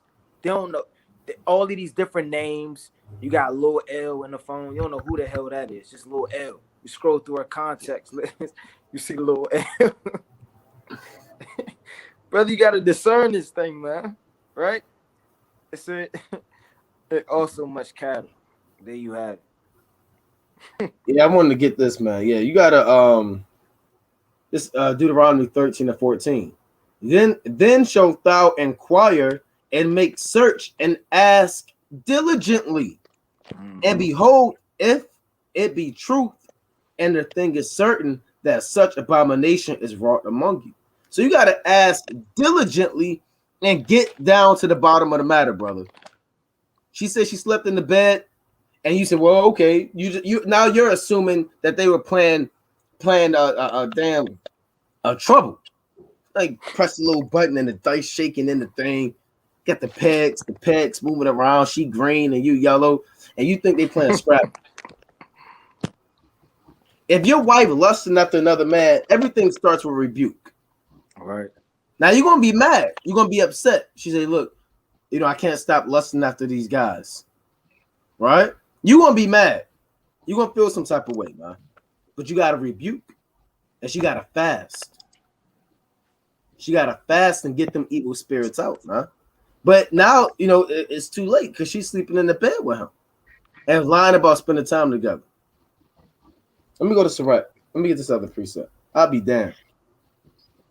Right? Your wife talking about, oh, I'm going out with my sister. And like I said, she never let you see her phone. The damn, what they call it, the pass lock. What is it? Phone lock. Phone lock. It switched every day. She up late at night. She sleeping in. She don't work. She don't do nothing. She just on the phone cackling with Dre. Giggling. She go outside. It's a damn Hummer picking her up, man. All black Impala. You know, Jake to get them Impalas, the damn tents. She getting an all black Impala, the damn Grand Marquis with the damn tents on it, man. That's my Uber. Yeah, it's my Uber to the grocery store. Little baby playing loud as hell. It's damn hella smoke coming out. And you talking about, oh, hey, don't forget the chicken nuggets. Right. Wait, to go with your applesauce. So, brother, you know, you gotta reprove her, you gotta rebuke her. But I want to get this too, man. Right? You don't want to be simple. Boy, let me get this in Sirach.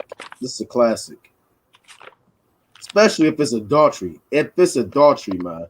Right. This is Sirach 25 and 26. Or 25 and 24. Of the woman came the beginning of sin, and through her we all died. So that's why you have drive-bys, murder bears, funerals, all because of Eve. Right? Give the water no passage. Neither a wicked woman liberty to gad abroad. Why would you give the water passage? If you build like a dam or a wall to stop water from bursting through, why would you poke a little hole in it?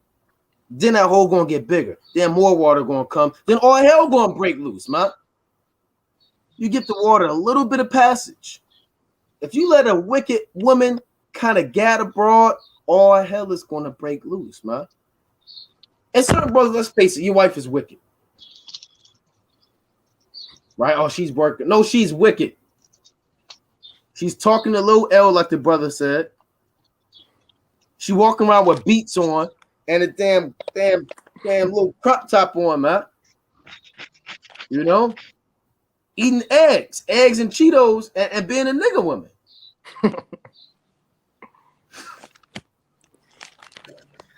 Man, but let me read on Salakia. It says, here's the point, King Salakia. If she go not as thou wouldest have her, cut her off from thy flesh, give her a bill of divorce, and let her go. So if she commit adultery, you cut her off and keep it moving, man. Madness. All right, boy. Eric Yalea, how long after birth until a woman until you can go in and how long after birth until a woman until you can go in until a woman? We got to take our time when we asking these questions too, so we can make sure we know what you talk. We know what you're talking about, King, but make sure brothers are taking their time. Let's go to Leviticus chapter 12. I got it. God. This is Leviticus chapter 12, verse 1.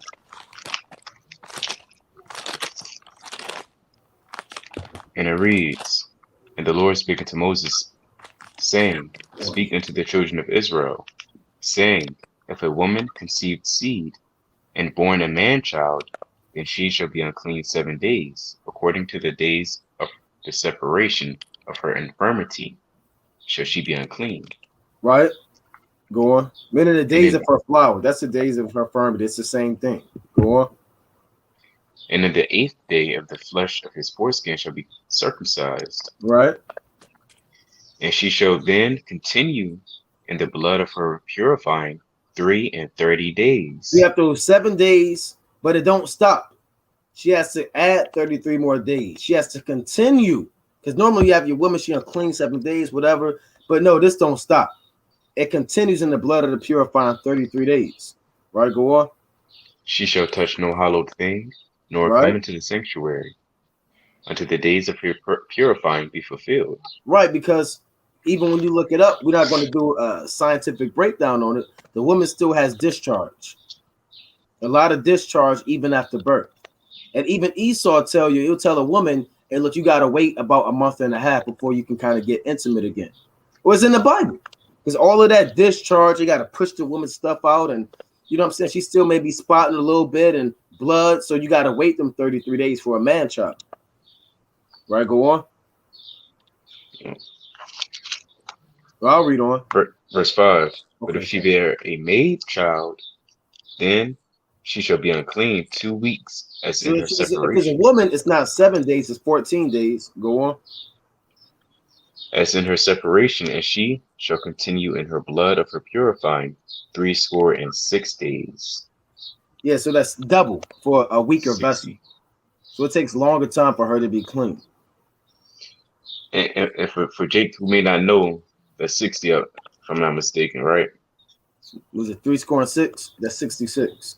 66.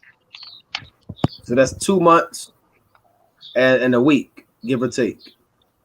And you can't say, well, you know, that was the ancient world. I don't have to. No, you have to follow that, man.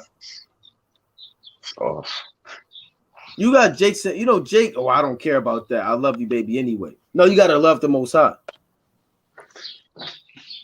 hey, you might get jammed up by, you know, laying down with her during that period. You might get, you know, your junk may fall off or something. Something terrible might happen to you. You might get a disease or whatever. That's right. Shada Yasha'Allah. How do I, as a wife, deal with baby mama drama?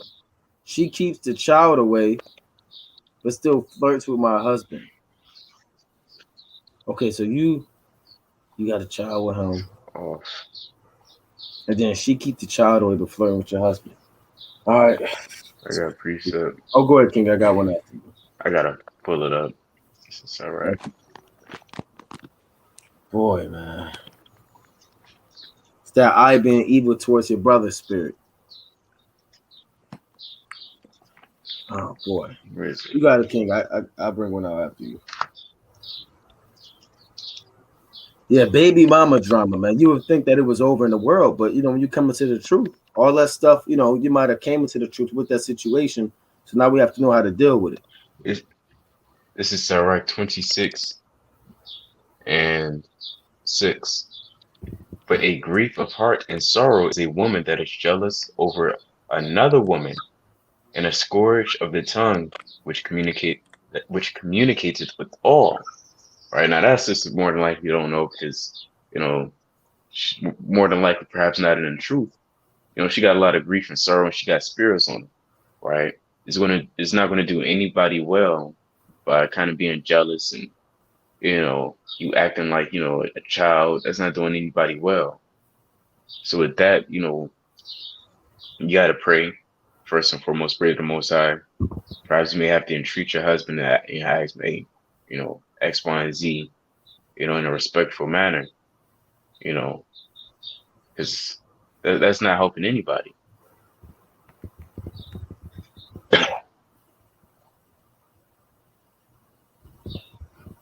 And there's only so much you can do, you know, that kind of, the man got to kind of, you know, make moves and ordain the household through the spirit. Brothers got it. Yeah, so to add to what Yaradar was saying, so if you're a sister and your husband is flirting, or if she's flirting with your husband, now if your husband is this is complicated, because according to the law, you know, if they're not dealing with each other, then they're not married, right? Now, baby mama, you know, that can cause a lot of confusion. So a man is allowed to have multiple wives, but if he's married to you and that was a woman he had in the world, but y'all still have to deal with one another, then you got to handle it a little bit differently. So what I would, you have something you already done? So like I was just gonna say, because we don't know if that baby mama has another man, you know, and if you know your husband is flirting with her, then it was all types of off. That's all. Yeah. So this is a sticky situation right here, man. Right. So what I would do, just to keep it short and keep it simple, if I was you, I would let my husband know how I feel about her flirting with you, and if your husband loves you, you understand and respects you, then he'll, you know, handle the situation a lot better and actually rebuke her. Kind of, you know, he should rebuke her and let you know in person, in front of you, so she know, look, okay, he's not flirting back, whatever the case may be. Now you can't do nothing about her trying to flirt. You can't fight her. You can't beat her up. You can't take the earrings off, put Vaseline on your face, tie your head up, hair wrap up, and go to work on the system. No, it's not baby boy. Right? It's not in the world. You know, all you can do is pray for that sister and just talk to your husband to see if y'all can go about dealing with the child in a more matter where she's more less inclined to be in the picture, for lack of better terms. You got it, King. And it's gonna be bad for the husband because that can put a spirit on you. That can put a spirit on the sister. Now you got to deal, with twice and three times as much troubles and sorrows and worries. So Israelite men, you got to take a lot of things into account when you have a wife and you order in the household in a certain way. You have to count the costs and consider these things. Yeah, and we're not going to have baby mamas in the kingdom. All these questions are not going to be asked in the kingdom of heaven. You're not going to people for the 12 apostles, and everything's going to be done in order. So if she's keeping a child away, guess what? You got a right to tell your husband and say, look, hey, she's doing A, B, and C. Now, if he knows about it, then y'all got to take legal matters. You got to take legal matters in that situation. If y'all can't work it out and she's going against allowing you to see your child or whatever, or him to see his child, then y'all can kind of get them attorneys involved and handle it in the matter where y'all can get that custody, sole custody, whatever the case may be. Right? But that's a sticky situation. That's the second stickiest situation all night. You got something, Ryan? Nah. All right. Okay, no, that's a different. I didn't mean to put that one up there. All right. From the first Magnum, what caused our woman Eve to be such mischievous troublemakers? Well, the Lord made them initially their spirit to be the weaker vessel. I got All right, let me get that real quick first. First Peter chapter 3. It's about the spirit. Now, Eve go off because of the curses, but ultimately, when I say Eve, I'm not talking about Adam's wife. I'm talking about our women in general go off because of the curses. But ultimately, even before Deuteronomy 28, it's just the spirit that the Lord made. Right? First Peter chapter 3 and verse 7. Likewise, ye husbands, dwell with them according to knowledge, giving honor to the wife as unto the weaker vessel, and as being heirs together of the grace of life, that your prayers be not hindered. So the wife as a vessel or a spirit that's less inclined to fear the Most High and be on that level with the Most High spiritually, like the man. So they may be more emotional. They may be a little more sensitive. They may not understand the deeper things of the scriptures, right? And it's not knocking a woman. You have righteous sisters and very wise sisters, but they're not on the level as the men. So they're more inclined to be beguiled. That's why that happened in Genesis chapter 3. They intentionally went to the woman because even the nations knew that the woman is the weaker vessel. But now everybody wants to act like everybody's equal, right? And we're all the same. Why would the nations go attack Eve through the first crafty counsel if they didn't even know that woman, even in her estate, being married to a king, is still susceptible to be beguiled? You got it. Right. I'm just about to get that too. It's the book of Genesis, chapter 3 and verse 16. Unto the woman he said, I will greatly multiply thy sorrow and thy conception. In sorrow thou shalt bring forth children, and thy desire shall be to thy husband, and he shall rule over thee. And unto Adam he said, because thou hast hearkened unto the voice of thy wife, and hast eaten of the tree of which I command thee, saying, thou shalt not eat of it. Cursed is the ground for thy sake, and sorrow shalt thou eat of it all the days of thy life. Like the brother was just going into, and these nations knew to go to Eve, man. You understand? They knew she was the weaker vessel. They knew she was more acceptable, right, to eat of those lies, man. Let me get another precept. Right, that was the spirit. I was reading Hosea earlier, right? Salak, you want to bear with me. I got one after you, King.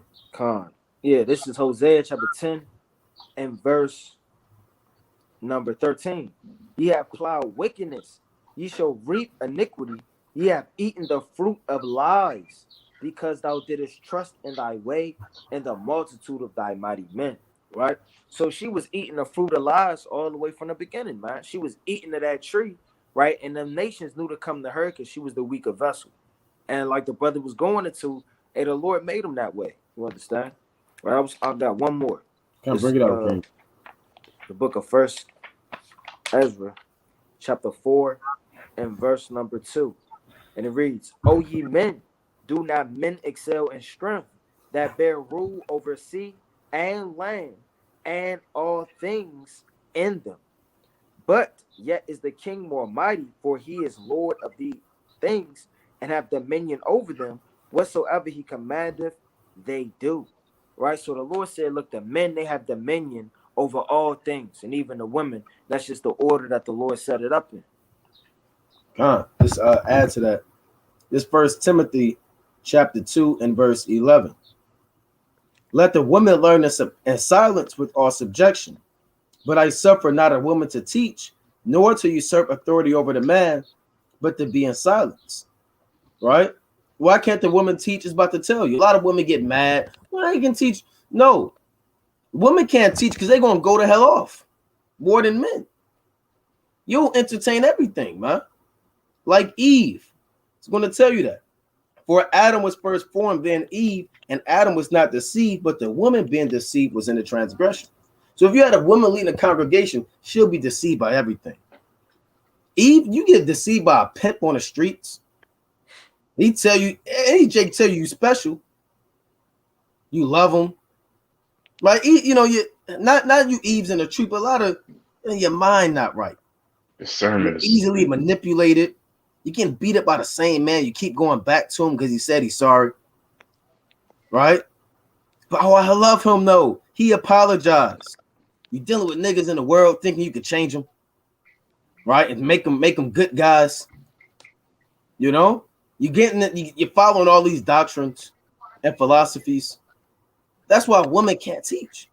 You get mad. People get mad at Naquam. You're being misogynistic and sexist. That's in the Bible. And one thing about, hey, look, I know they're not going to do it, but definitely, look, I'm not going to sugarcoat it. You a man or a woman, if you going off, you going off, right? So it says, and Adam was not deceived, but the woman being deceived was in the transgression.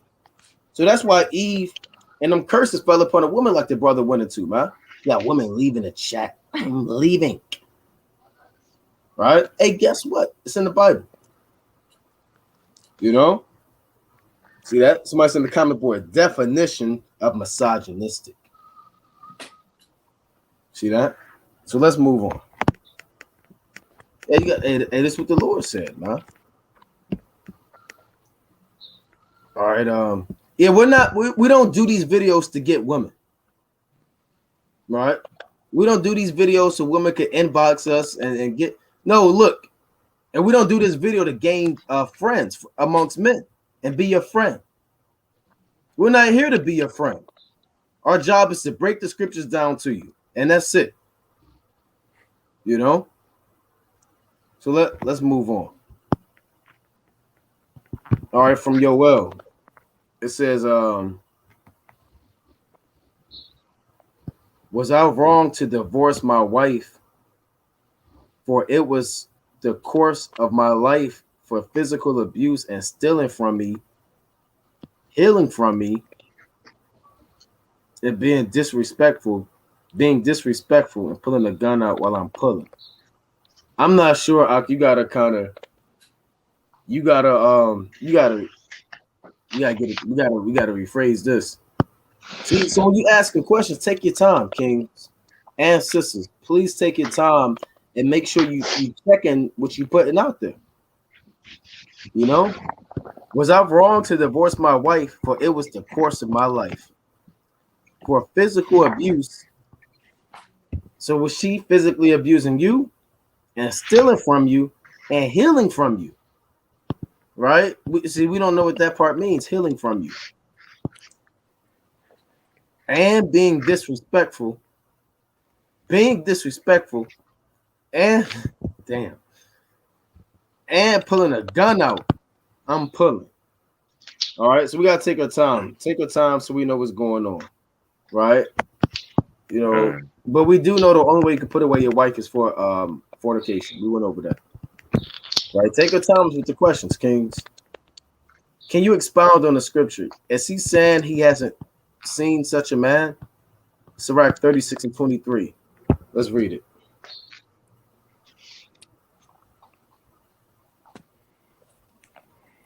We got scoffers in here. Right? So let's read that. Sirach 36 and 23. I got it. This is the book of Sirach, chapter 36 and 23. It reads, I'll start at 22 to get the context. The beauty of a woman cheereth the countenance, and a man loveth nothing better. If there be kindness, meekness, and comfort in her tongue, then is not her husband like other men. So all this saying is, if you got a righteous woman, basically most men don't have that. Most men don't have a woman that are meek, kind, comforting. You understand, taking care of them, making sure that if they have hard times, they're there to support them. Most men are like that.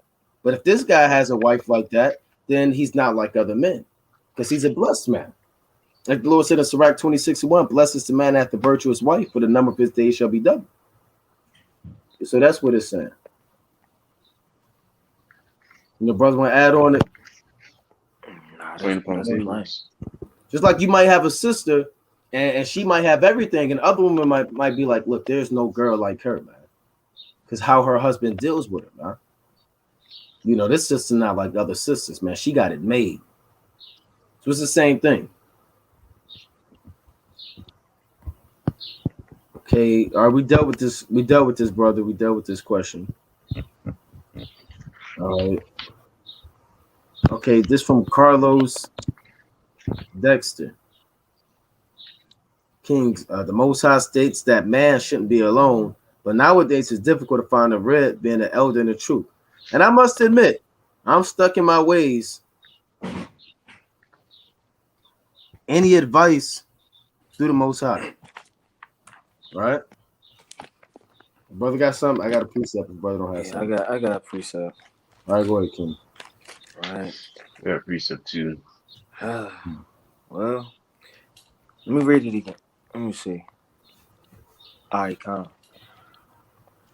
Now, I'm not sure if the brother means he just up there in age or he an elder as far as the knowledge, but I'm gonna assume that he's just an elder in age for now, until the brother might correct. But it's the book of 1 Corinthians chapter 7, right? And verse number 27. Art thou bound unto a wife? Seek not to be loose. Art thou loose from a wife? Seek not a wife, right? So, like it says in Sirach, a man will hold his head down weeping without a wife. You understand? But the times we living in, you don't want to let that to be your main focus. Not saying it is, but you should be nothing more than in these scriptures, man. When I came into this truth, I've been in this thing going on 5 years. I wasn't even thinking about no woman for the first 3 years. I just read the whole Bible, read it again, just started reading. That's all I wanted to do. You understand? And that's what my main focus was. And the Lord put in my life, the Lord gonna direct your path, King. Don't be seeking no woman, because all that's gonna do, have you courting everybody, have you think, she thinking about me, am I thinking about her, right? You get sidetracked, start daydreaming, right? You want to study with her on the phone all the time. It could take away from you learning. You understand? As a man, set your house in order first, do what you got to do, right? And just pray that the Lord directs your paths. Understand? I know it could be hard. You come home from work, your back hurt, you want somebody to run that bath water. Right? Or you may be laboring all day. You come home, you're going to want that food cooked, man. Right? So ain't nothing wrong with that in righteousness. Right? And the Lord said, be fruitful and multiply. You're going to want somebody to talk to. Can't call your Akim up every night. The brother got a family, man. He got kids. He calling the brother. I'll be mad if a brother called me every damn night. Go ahead. Hey, we had brothers that did that, man. Yeah. I was about 3 in the morning. Ak, what you doing? Brother, I'm with my woman, brother. Right. Come on, man. Yeah, the brother call you up. Brother, what you read? It's 3 in the morning, man. Right? So you don't want to be that brother neither, man. Right? Call log, just nothing but men. You don't want to do that. Right? But at the same time, man, living in these prophecies that's coming to pass and all hell breaking loose, you want to be mentally prepared and physically and spiritually For all hell about to break loose, and the only way to do that is to be occupied in prophecy 24/7. Right, brother got it. Precept, 1 Corinthians chapter 7 and 26. I suppose, therefore, that this is good for the present distress. I say that it is good for a man so to be. Art thou bound unto a wife? Seek not to be loosed. Art thou loose from a wife? Seek not a wife. So, meaning what? The time is short, right? We don't have time really to be making that our priority. Now, the Lord did say, he that findeth the wife findeth the possession, or obtaineth favor from the Lord, paraphrasing it. So there's no sin if you have a wife, but that shouldn't be your main focus. All your breakdowns shouldn't be on wives, right? How do you get a wife? I'm looking for a wife. You're in 30 sisters inbox, trying to manage. Okay, I'm talking to this sister and this one. I need a wife. No, hey, the Lord said in Matthew 6 and 33, seek ye first for the kingdom of heaven, seek, and all these things shall be added unto you. Right? So you put the Most High first, and he'll add things to you that you need. You might not need a wife in this captivity. Because if the Most High, not saying, oh, this is you, but certain brothers, you looking for a wife, guess what? That's not your lot. Because if the Most High gave you a wife, you'll never do the work. So the Lord can't give you a wife because he knows what you can handle. Right? And you might get yours in the kingdom. You might have women try to cleave to you in the time of Jacob's trouble. Right? Let me read on real quick. Verse 28. But, and if thou marry, thou hast not sinned. And if a virgin marry, she hath not sinned. Nevertheless, such shall have trouble in the flesh, but I spare you. So Paul said, hey, look, it's not a sin, but if you get married, you're going to have trouble in the flesh. Damn, you might get into an argument. You're going to get into an argument. I'm not going to say you might. I want to see a marriage where nobody ever got into one argument. Right. Bring them to me. Right?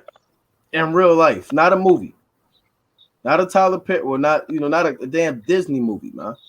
But the trouble in the flesh, you may have financial trouble, emotional trouble, but Paul said, I spare you, meaning I'm not going to go in depth. Here's the point 29. But this I say, brethren, that the time is short. It remaineth that both they that have wives be as though they had none. I mean, you're not going to have time. Hey, man, look, you don't have to. If you have a wife, and I have a wife, you don't have a lot of time to spend with your rib. It depends on what you got going on in the truth. But I don't have a lot of time. The time that my rib get, we enjoy it together. You understand? It's righteous. We love that time where we can, do our thing and bond and whatever.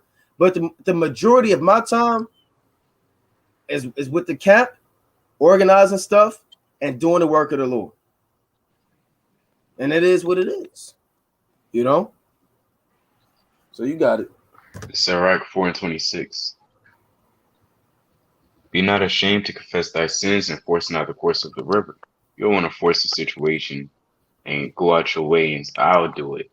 You got to remember the Lord appoints everything and every person to their, significant other, whether they have one or a friend, whatever the case may be. The Lord does that. You don't want to put the lot in your hands and say, well, I'm going to control my lot and I'll make myself do it.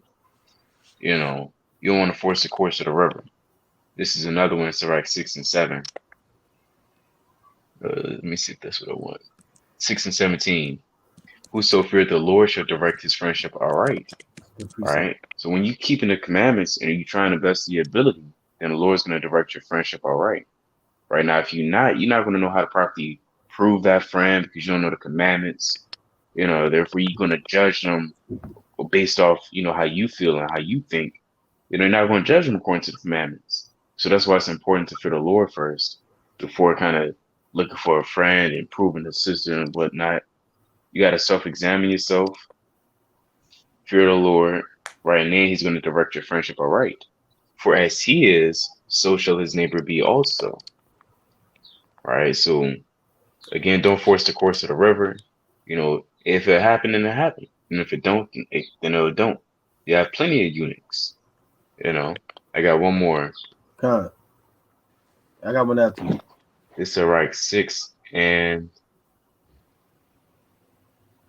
7. If thou wouldest get a friend, like if you would get a friend, right? Let's just say just You know, it's set up in a perfect way, and now you about to prove somebody. If you it's like about what is good a friend, prove him first and be not hasty to credit him. On the other side of the coin, and you're in a situation where you're able to kind of court somebody, whatever. Don't be too hasty to credit them, right? My whole overall message is don't force the course of the river. You got it. Yeah, I want to make a quick point too. For brothers, you don't have a wife. You're not going to get a wife sit behind a keyboard all day. You don't want to go to the Hebrew summits. You don't want to congregate. You don't want to join a congregation. You just sitting around in your closet all day. Right? That's another thing. I can't find a wife. Brother, hey, brother, what do you mean? You sitting in your bed all day, man. It's not how they don't come to you. A wife isn't just going to knock on your door and say, hey, look, I'm your wife. The Lord sent me to you. So you got to, also too, on the flip side for brothers, whatever, you got to kind of, labor, man. Right? This Ecclesiastes 11:4. He that observeth the wind shall not sow, and he that regardeth the clouds shall not reap. Right? So, meaning what? You have to put in time. You can't be worried about, well, I don't know if I should do this, if I should do that. The Lord said, hast thou a wife after thy mind? What? Forsake her not. But give not thyself over to a light woman. You might have a wife after your mind. You might say, hey, but guess what? Go figure out. Go talk to that sister. If she's not married. There's no sin in that. We don't want to be over righteous. There's no sin in trying, you see a wife or a sister, you may like, and you try to talk. You're not going to be destroyed by the ICBM missiles. The Lord said, be not righteous over much, too. Right? So, again, you got to labor in this thing, too. The Lord said, in all labor, there is profit. And that's not just doing the work. That's working to pay your bills. That's teaching your wife and children. Everything requires labor, and there's also a profit out of any labor that you do, whether negative or positive. You receive profit. You got it, King. Now that's it on that. Con. All right, John. Shalom, King. How do I handle when my wife intentionally cooks on the Sabbath to make me kind of upset and gets her nails done on the Sabbath? Try not to snap off or be a raging lion in the home. All right, well, like I said, all you could do, King, you reprove her, you rebuke her. You can't tie her up on the Sabbath. You can't tie her up and then release her when the sun goes down. Throw her the key. Or throw her the key when the sun goes down. She got to unshackle herself. That's off, man. That damn cuts all on her wrists and her manacles. See, a lot of these situations, man, you can't force nobody to do what you want them to do. That belongs to Yahweh Shem Yahushua. All you can do is reprove her, King. You know what I'm saying? You don't eat on the Sabbath. I mean, you don't eat the food that she make on the Sabbath. And you kind of just, pray for her, man. Reprove her. And hopefully she come around. Unless brother got some other counsel. Yeah, man. What the brother said, I would just pray for her. Because at the end of the day, the Lord said, work out your own salvation.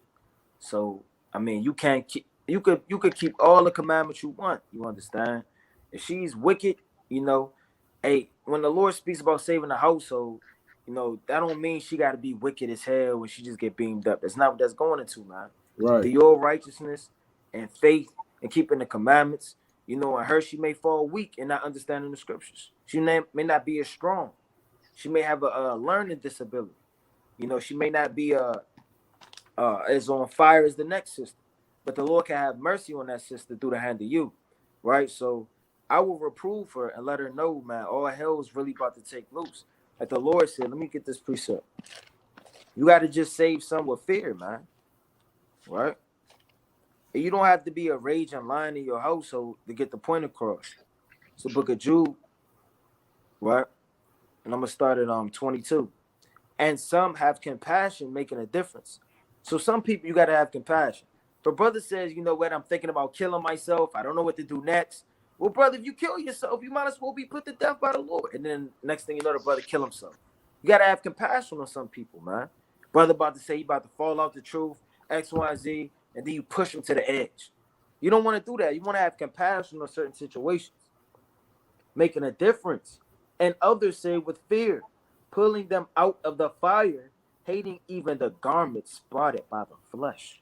So some people you gotta save with fire, man. You gotta let them know the consequences and repercussions of them going the hell off, man. To cook on the Sabbath is not a small thing, man. You will be put to death, thus saith the Lord. It's not anything you want to play with or tiptoe around or just think you got infinite mercy and it is what it is. And if she's doing that to get you mad, that's even more deeper and darker, man. It's like she's trying to be a demon to pull you out of the spirit on the highest holy day, man. So I would evaluate, you know what I'm saying, myself, you know, if she's in the truth, if she's being lukewarm, to make sure my household is being ran in order. We have fast days, we read together, we go over these accounts. You know, you could also write out for your woman various topics. You know, she's dealing with slothfulness. If you're a busy man, you could write out a bunch of precepts on slothfulness. Tell her to study that. If she's battling with, you know, whatever the case may be, you know, you could write out these things and help her. Because a wicked woman, she ain't gonna know where to look. I mean, is it in Jude? Is it in John? Is it Matthew? I don't know what the hell I'm doing. And she shut the Bible, right? You got to kind of help your woman too. Give her precepts she needs. You know, she's feeling faithless. You know, she shouldn't just open up the Bible and go to anything, man. You know, there should be some type of structure and help. You know, so I would help her out as much as I can through the precepts, because the right precept is gonna save your life, man. But you wondering all day, it could be frustrating. You understand? And, you know, all hell could break loose. So just continue to pray for the sister and, you know, fast for the sister. You got it. God. So I didn't mean to put that up. Salakia. I think that's part of the previous question. The brother had a gun. Yeah, I do too. Yeah. All right. If you're really pulling the gun out on you, man, you know, that's off, man. She should be out your house. That's right? niggatry, man. Yeah, you sitting there praying, she keep pulling a gun at you doing this, waving it around. Right? That's off, man. And you go to sleep, you hear the click, hit a damn safety. Goddamn, she pulling the thing back on you, man. While you sleep. Right? Cleaning the gym. Yeah, when she mad, she cleaning the gym. Yeah. Looking at you. Damn. Oh. Yeah, man. You got, you know, it says, please explain what place to dwell in and practice. The camp I'm with say they have to be doing everything you are, otherwise leave. Oh, and 1 Corinthians 7, that they be pleased to dwell with you.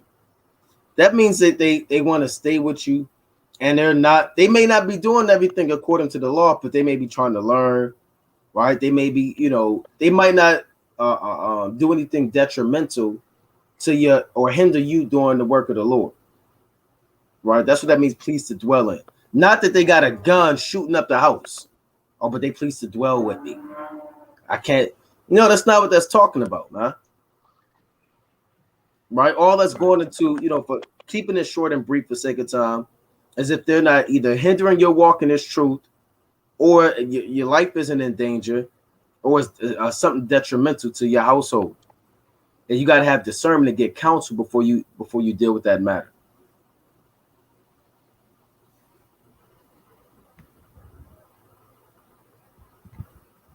All right. We're gonna see if we get a few more.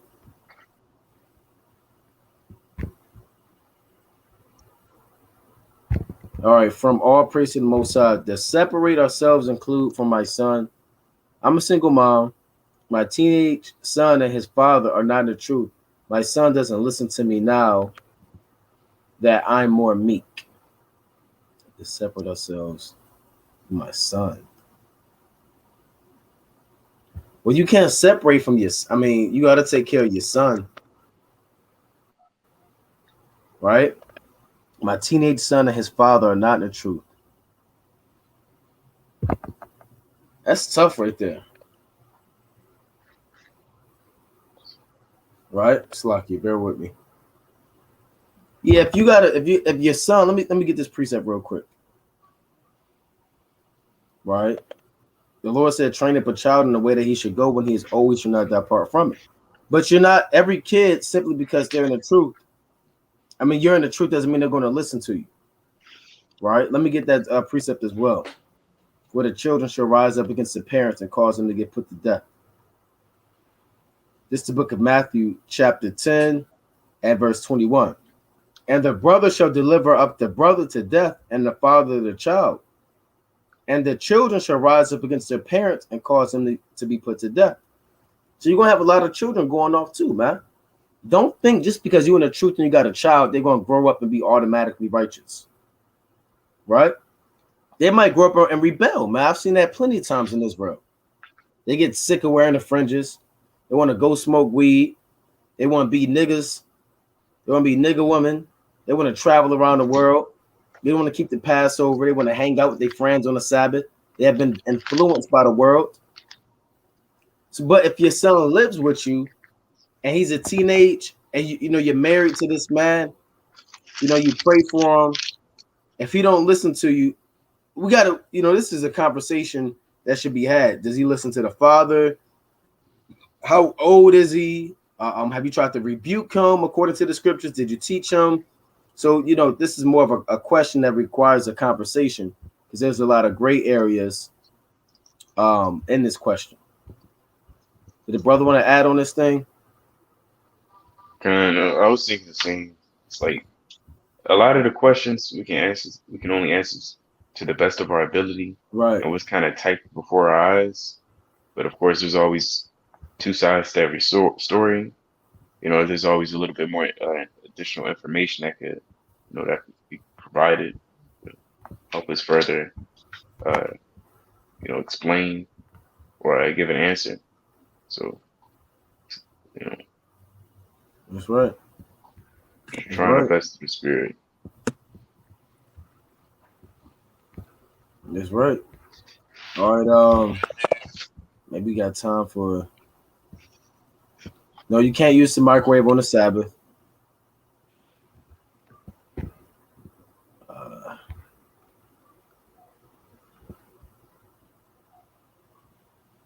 Oh boy. Okay, we kind of dealt with this.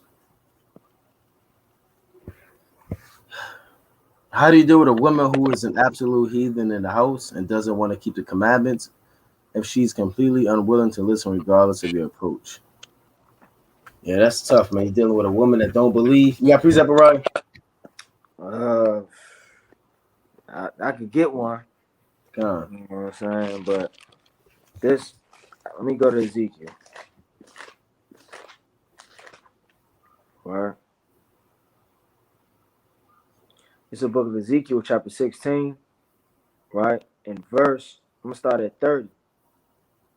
How weak is thine heart, saith the Lord. So a lot of women's hearts, they just be weak, man. They don't try to let the Lord, they don't do anything to even seek the welfare and the well-being of their spirit, man. Some women, they just don't care. Their mind is this contempt, which is wearing the head wrap fringes and just keeping the Sabbath day.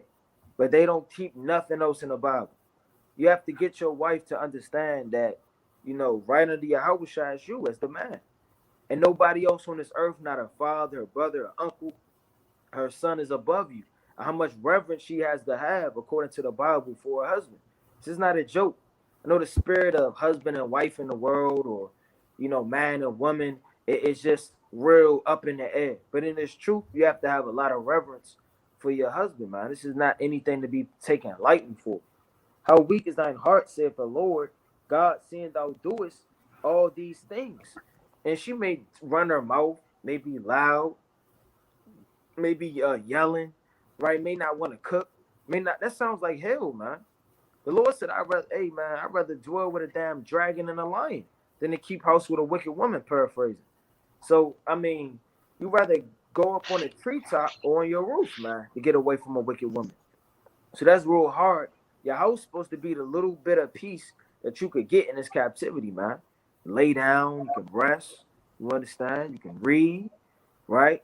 You can spend time with your family. And the last place you're gonna want, right, all hell to be breaking loose is in your household. The works of an impetuous, coarse woman. So, I mean, that's on a spiritual level, and that's Israel going the hell off, man. And how weak is your heart, meaning you don't even take the time to even examine yourself to correct you when you're wrong. Now, on a physical level, if you got crust in your eye or your hair not brushed or, whatever the case may be, you fix it. So your woman has to be able and willing to examine herself because you're not going to see everything that she's dealing with. Maybe a spirit on her and you don't know where it's coming from. Maybe because she's mad about something that's old. Maybe because something her father did. Right? It could be her job. A woman not going to tell you all things. That's up to her examining herself to know what it is that's bothering her through the spirit or plaguing her in her mind for her to cast those off by fasting and praying. So I would encourage you, right, to come at her and tell her to write a list. And then with those lists, she, like I say, she may be weak in understanding and know those precepts. I would fill in the blanks with all precepts that can help her in whatever she's going through. And I would take the time, and I would try to break it down to her. Yeah, let me this is what's going on.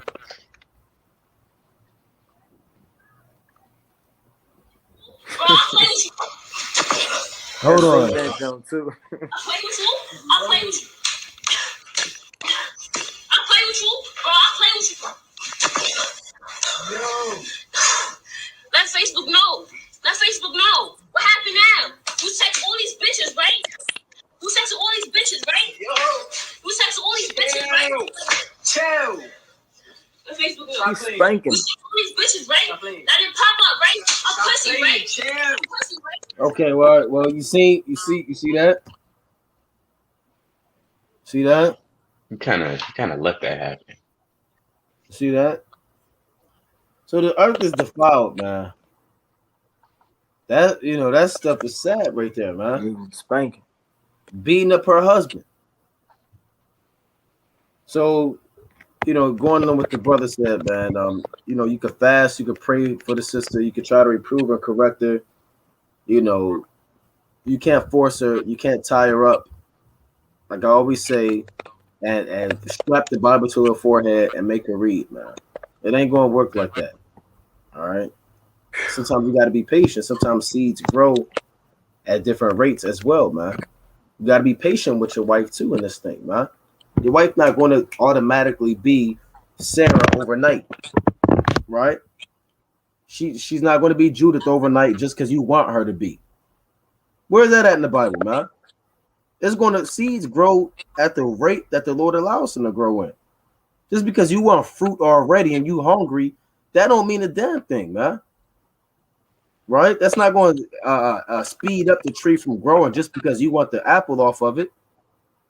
You know what I'm saying? So the seed and the word planted within your wife's mind, you have to be patient. That's in the book of James, right? Let me get that in James chapter 5. Right? You got to be patient with your wife in this thing too. All right, this James chapter 5, and I will start at verse. Let's see. Bear with me.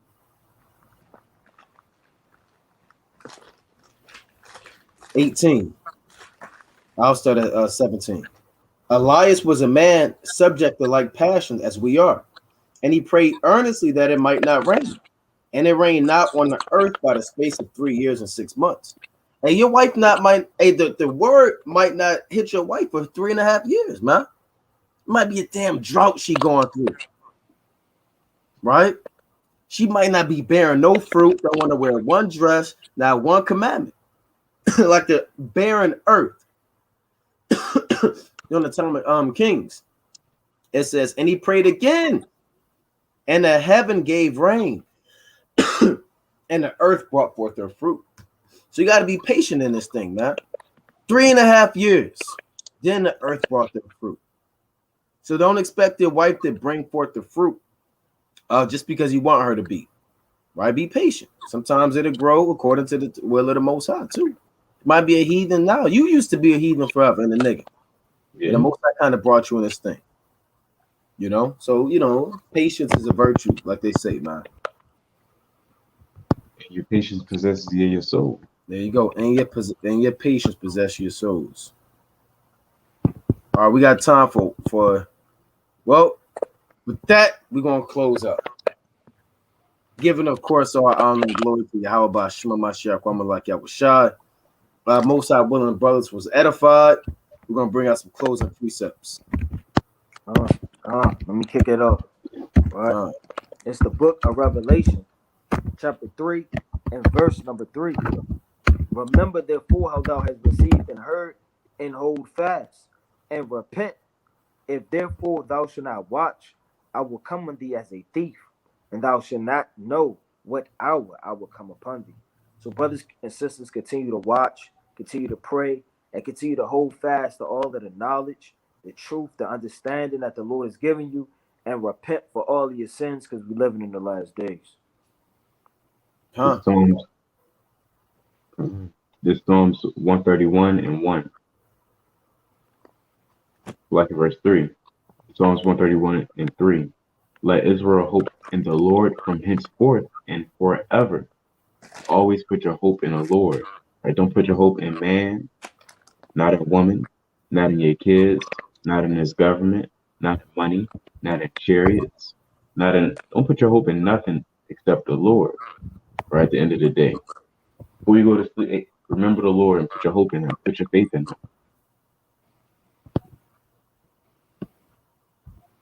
him. Revelation 22 and 12. And behold, I come quickly, and my reward is with me, to give every man according as his work shall be. So again, we can't bring that precept out enough, man. Whatever you put out, that's what you're going to get. If you're slothful, you're lukewarm, you're taking days off, you have stepping, you idle, you're too occupied in the world. And the Lord said, he speaks about surfeiting in Luke 21 and 34, man. The cares of this world and the deceitfulness of riches. You understand? Let me get that real quick. So I don't want to roughly paraphrase it. Let me get that real quick. Right in Luke chapter 21. Right, Luke 21 and 35 or 34. And take heed to yourselves, lest at any time your hearts be overcharged with surfeiting and drunkenness and cares of this life, and so that day come upon you unawares. For as a snare shall it come on all them that dwell on the face of the whole earth. So you can't be caught into surfeiting. You're spending too much time in this. You're doing things in excess, hanging out in the world too much. You're too occupied in your job. You're not worried about watching. You're not going to the scriptures. That day is going to come upon you unawares. So that's why you have to labor more abundantly, that you can receive a reward worthy of the Most High's mercy. But with that, we'll take questions for about an hour, like we do every week. Brothers and sisters can call in 213-603-9096, and the PIN number is 94809-305. So again, you can call in for questions. We'll do it for an hour. 213-603-9096, and the PIN number is 94809-305. From Yashala, Shalom.